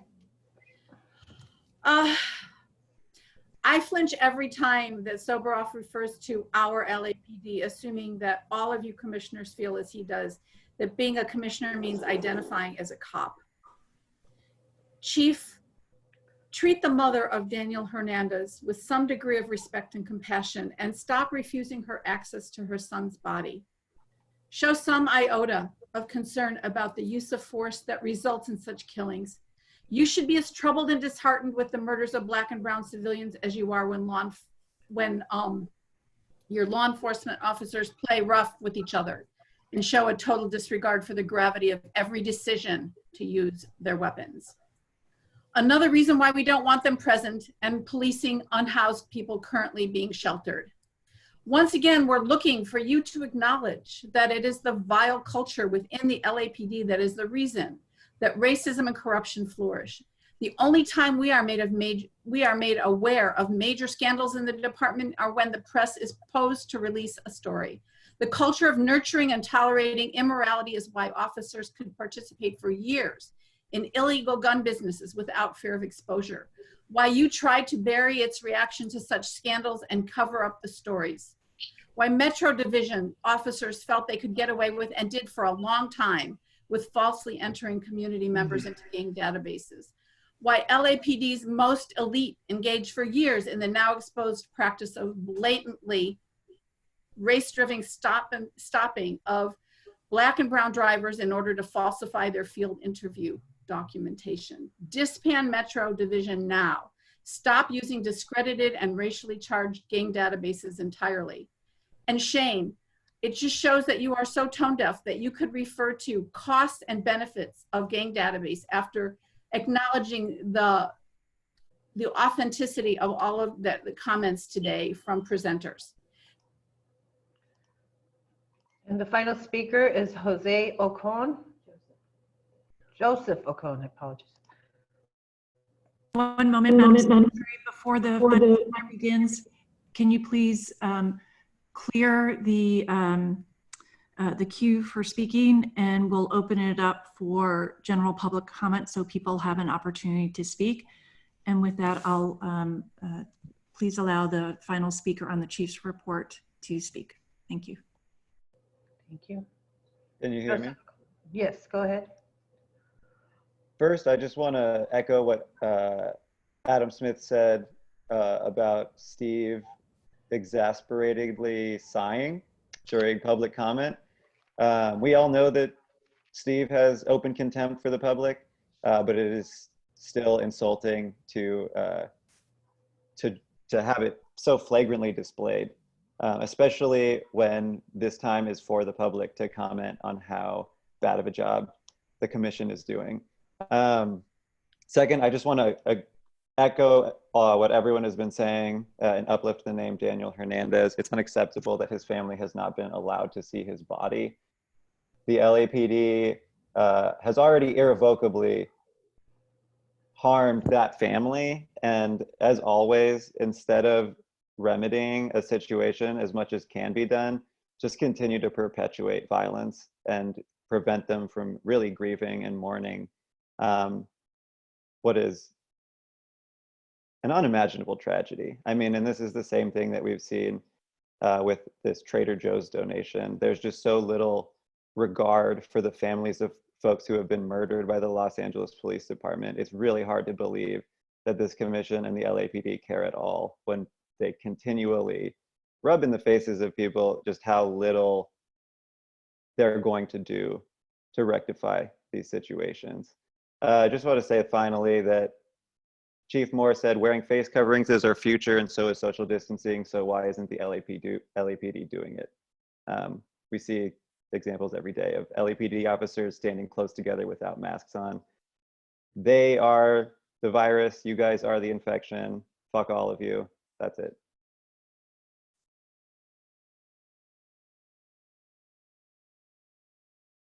Very well. Chief, members of the public have brought up Mr. Hernandez, and I don't know if you,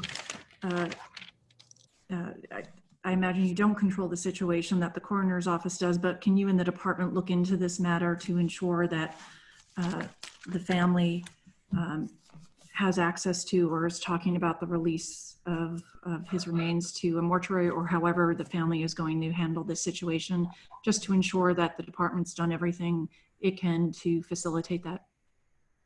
Absolutely, and out of privacy to both families. But let me stress to this commission and those members of the public, the assertions of the LAPD standing or preventing access to these two decedents is not accurate or any description fair. The department had and will continue to have conversations with both these individuals, their families, in an effort to support them and provide information relative to the process, including I'll provide some additional direction relative to efforts to try to get both these individuals remains to the next to a location that will allow family to have access to it. But it is something beyond my control, but it's not something beyond my influence, and my commitment is to do that. Thank you.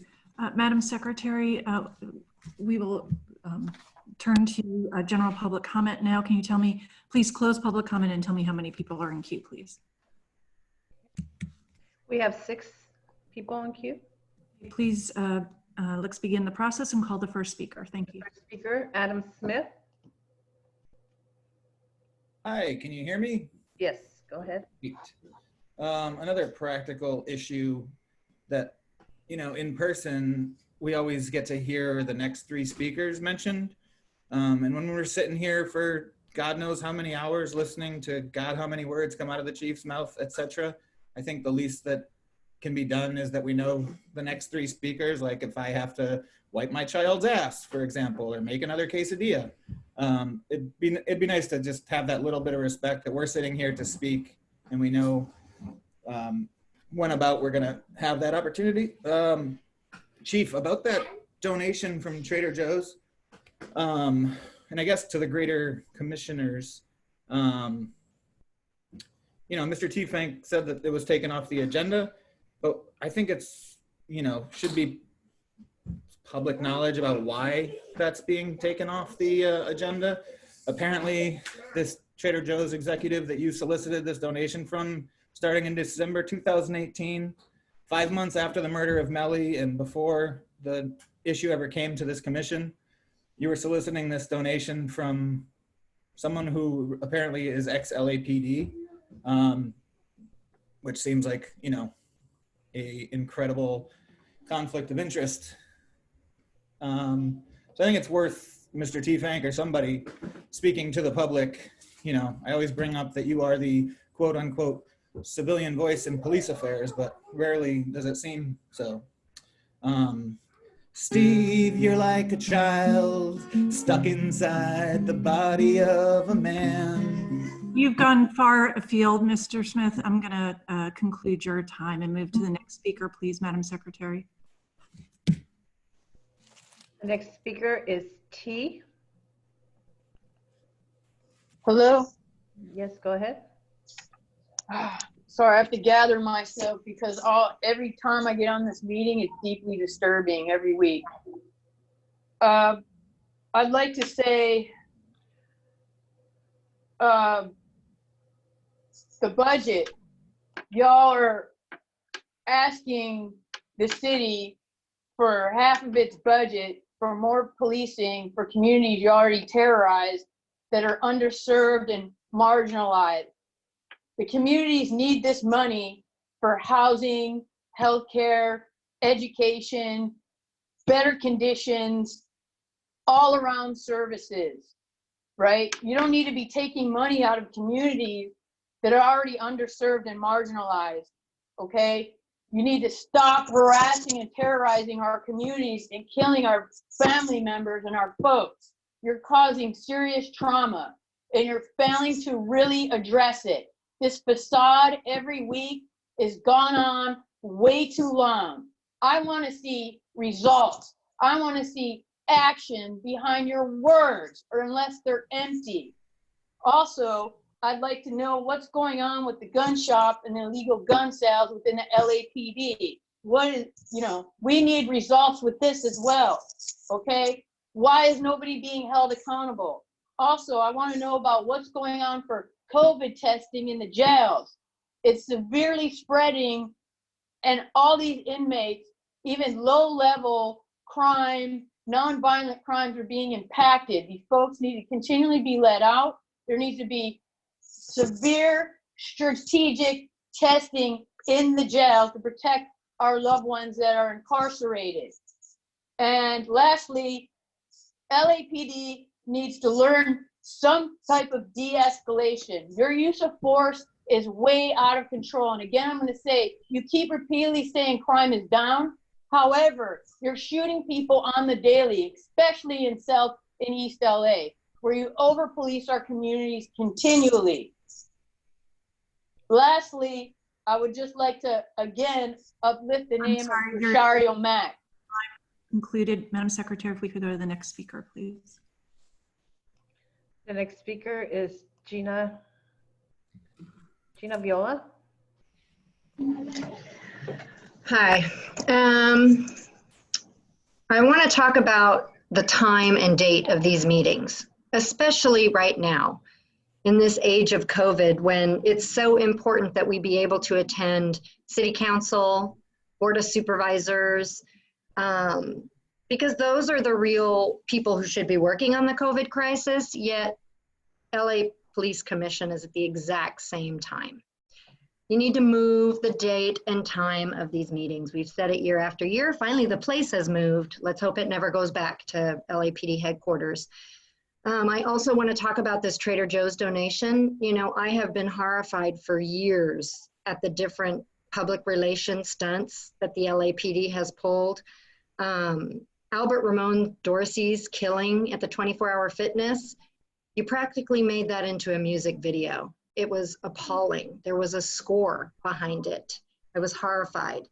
The video you released after the another off-duty officer shot the family in the Costco, killing the son and attempting to kill both parents.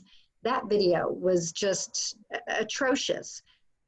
But those things almost pale in comparison to this Trader Joe's donation. I was so horrified. Mellie's family still has no justice. They still have no peace. And that you would solicit a donation in the very place where she worked and was murdered by the LAPD just shows, I mean, the only thing I can guess is that Trader Joe's was given an enormous payoff and that this is a thank you to the LAPD for that. So my issues with Trader Joe's are also enormous as well, but this is something that really needs to be investigated really fully, right away. I'm done. Thank you. The next speaker is Hamid Khan. Hi, can you hear me? Yes, go ahead. Yeah, so I wanted to go back to the earlier public hearing that happened on data on gang databases and gang injunctions. So I wanted to direct my comments directly to you, Dale Bonner, and Shane Goldsmith, and Eileen Decker. That can be seen when we talk about data-driven policing, when we talk about that how people get impacted as a result who get placed into these databases as a result of various other reasons. You can almost say not as like one of the original sins of data-driven policing, but really it goes to show the fallacy and the pseudoscience behind that. It goes to show that under what circumstances data is gathered, under what circumstances people are placed into databases, under what circumstances and whose subjective decision-making is someone's behavior seen in a particular way, then they're placed into databases.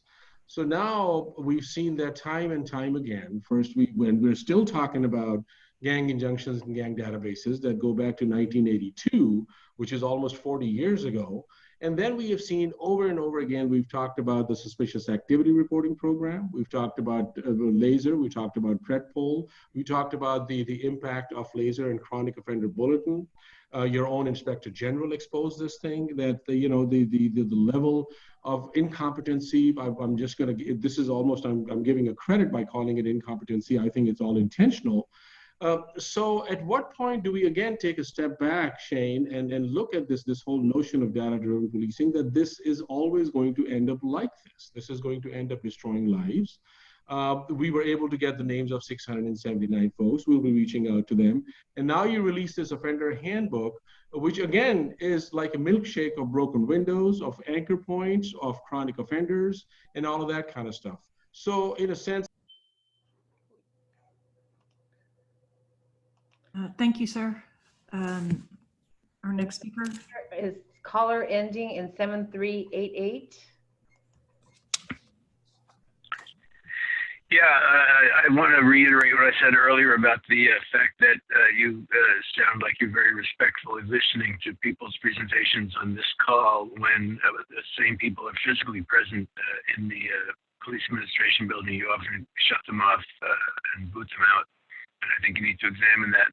I think there are a few things about this today's call. You finally kind of handled the public comment fairly well and accurately, but a lot of previous calls, it was very arbitrary as to when and whether people got recognized and when you allowed public comment.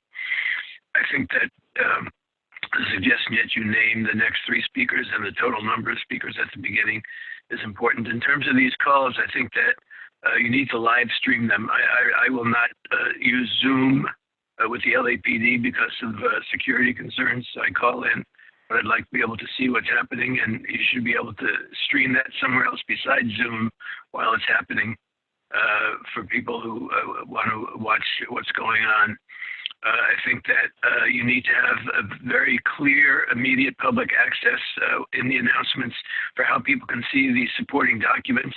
Right now, it just says the same thing it always says, which is that they're available for physical inspection by going into the police administration building.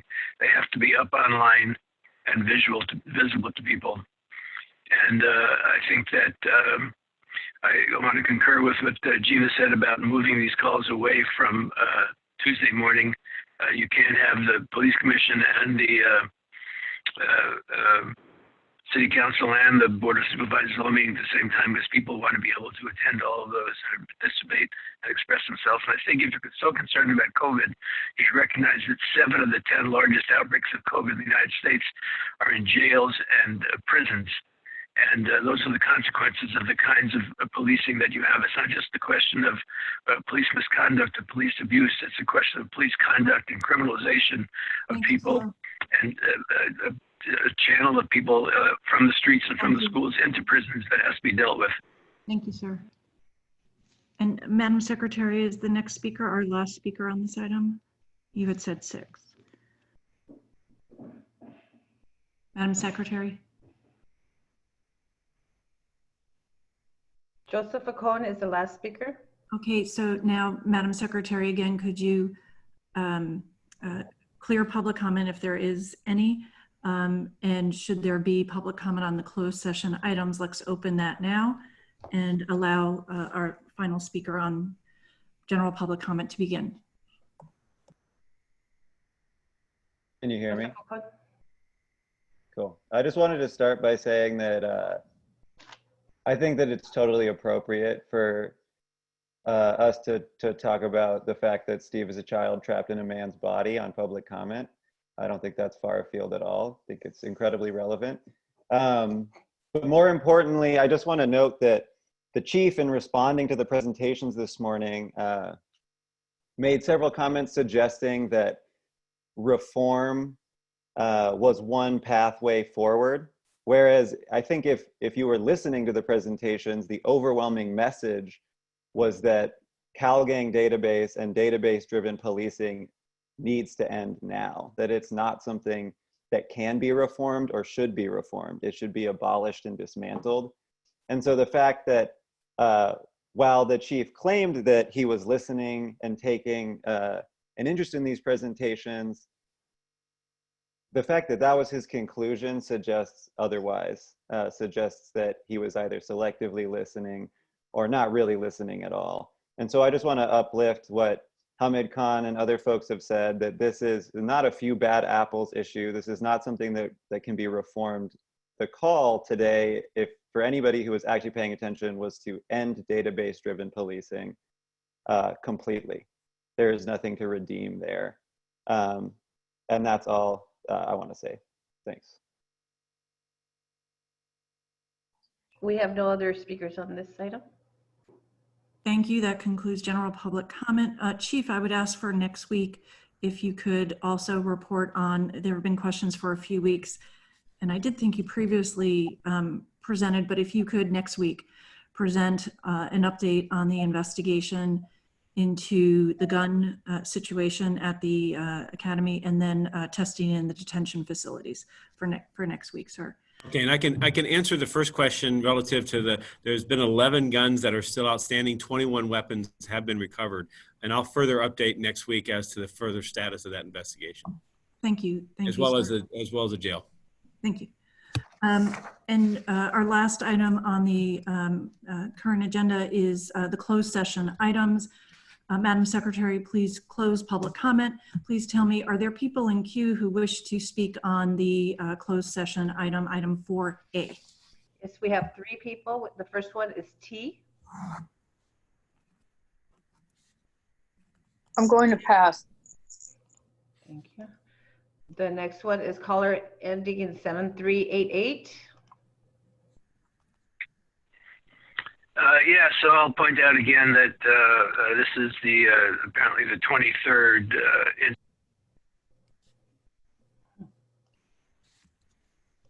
I'm getting muted and unmuted in the middle of speaking.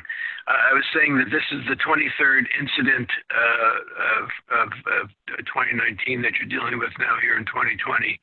It occurred in May of last year, so you're back around to being a year behind on these cases.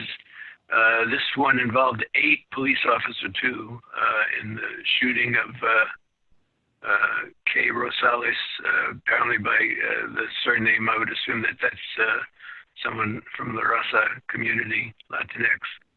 And so I think that you have to look at this as a systemic issue, and you have to get ahead of these shootings and see what you can do to prevent them from happening, not do postmortems on them a year after the fact.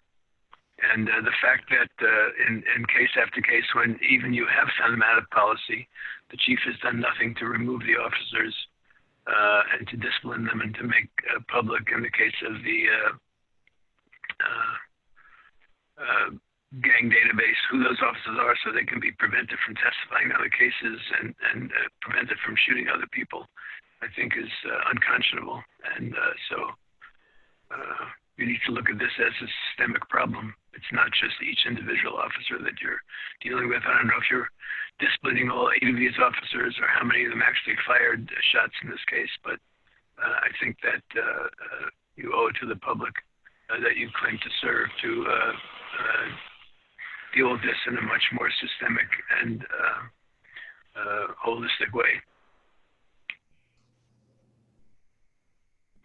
I'm done. Thank you. The next person, please. The final speaker is Gina Viola. Yeah, I'd like to add to what Michael Novick was just saying with the systemic issue. Every week there's at least one closed session item, if not 2, if not 3. It is a systemic issue. And going into closed session to discuss these things just really limits the transparency at all. And, you know, a lot of what you heard today is that the commission is an oversight board of the LAPD, not part of the LAPD. And until you start behaving as such, I just don't know how we're ever going to see you as any sort of oversight. Citizen crime is down, yet crime within the LAPD is up. And officer-involved shootings are up. That's a huge problem. It isn't just a few bad apples. And I know I've said this before in the meetings, but what does a bad apple do to a bowl of fruit? Takes the whole bowl of fruit with it eventually. I'm done, thank you. And we have no other comment requests.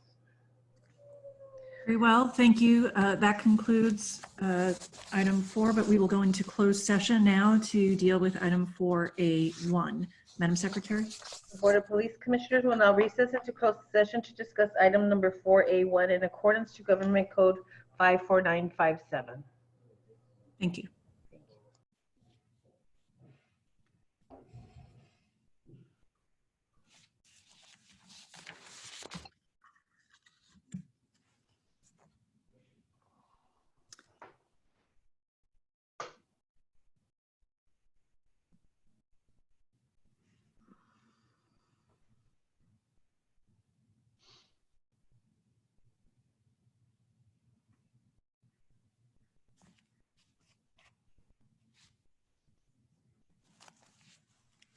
If there are members of the public wondering, we are in process of reassembling here in open session to close out today's meeting and read out the closed session item.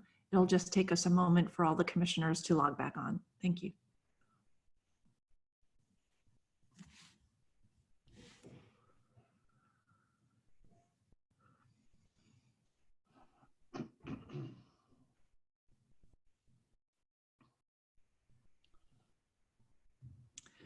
We are still waiting for one additional commissioner to join us, and there we are. All right, the commission has reassembled now in open session. We've completed our closed session matter. Mr. Tiefenk, would you read out the conclusion?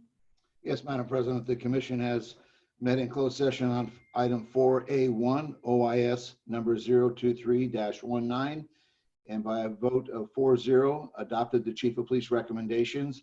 The Chief's recommendations were tactics, tactical debrief, 6 police officer 2, administrative disapproval, 2 police officer 2, drawing and exhibiting in policy, 8 police officer 2, lethal use of force in policy, 2 police officer 2. That concludes the report.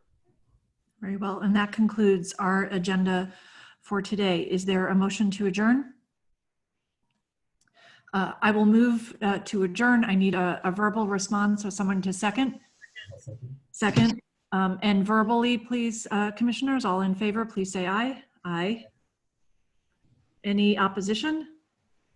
No opposition. The motion passes and we stand adjourned until next week. Thank you all very much. Thank you.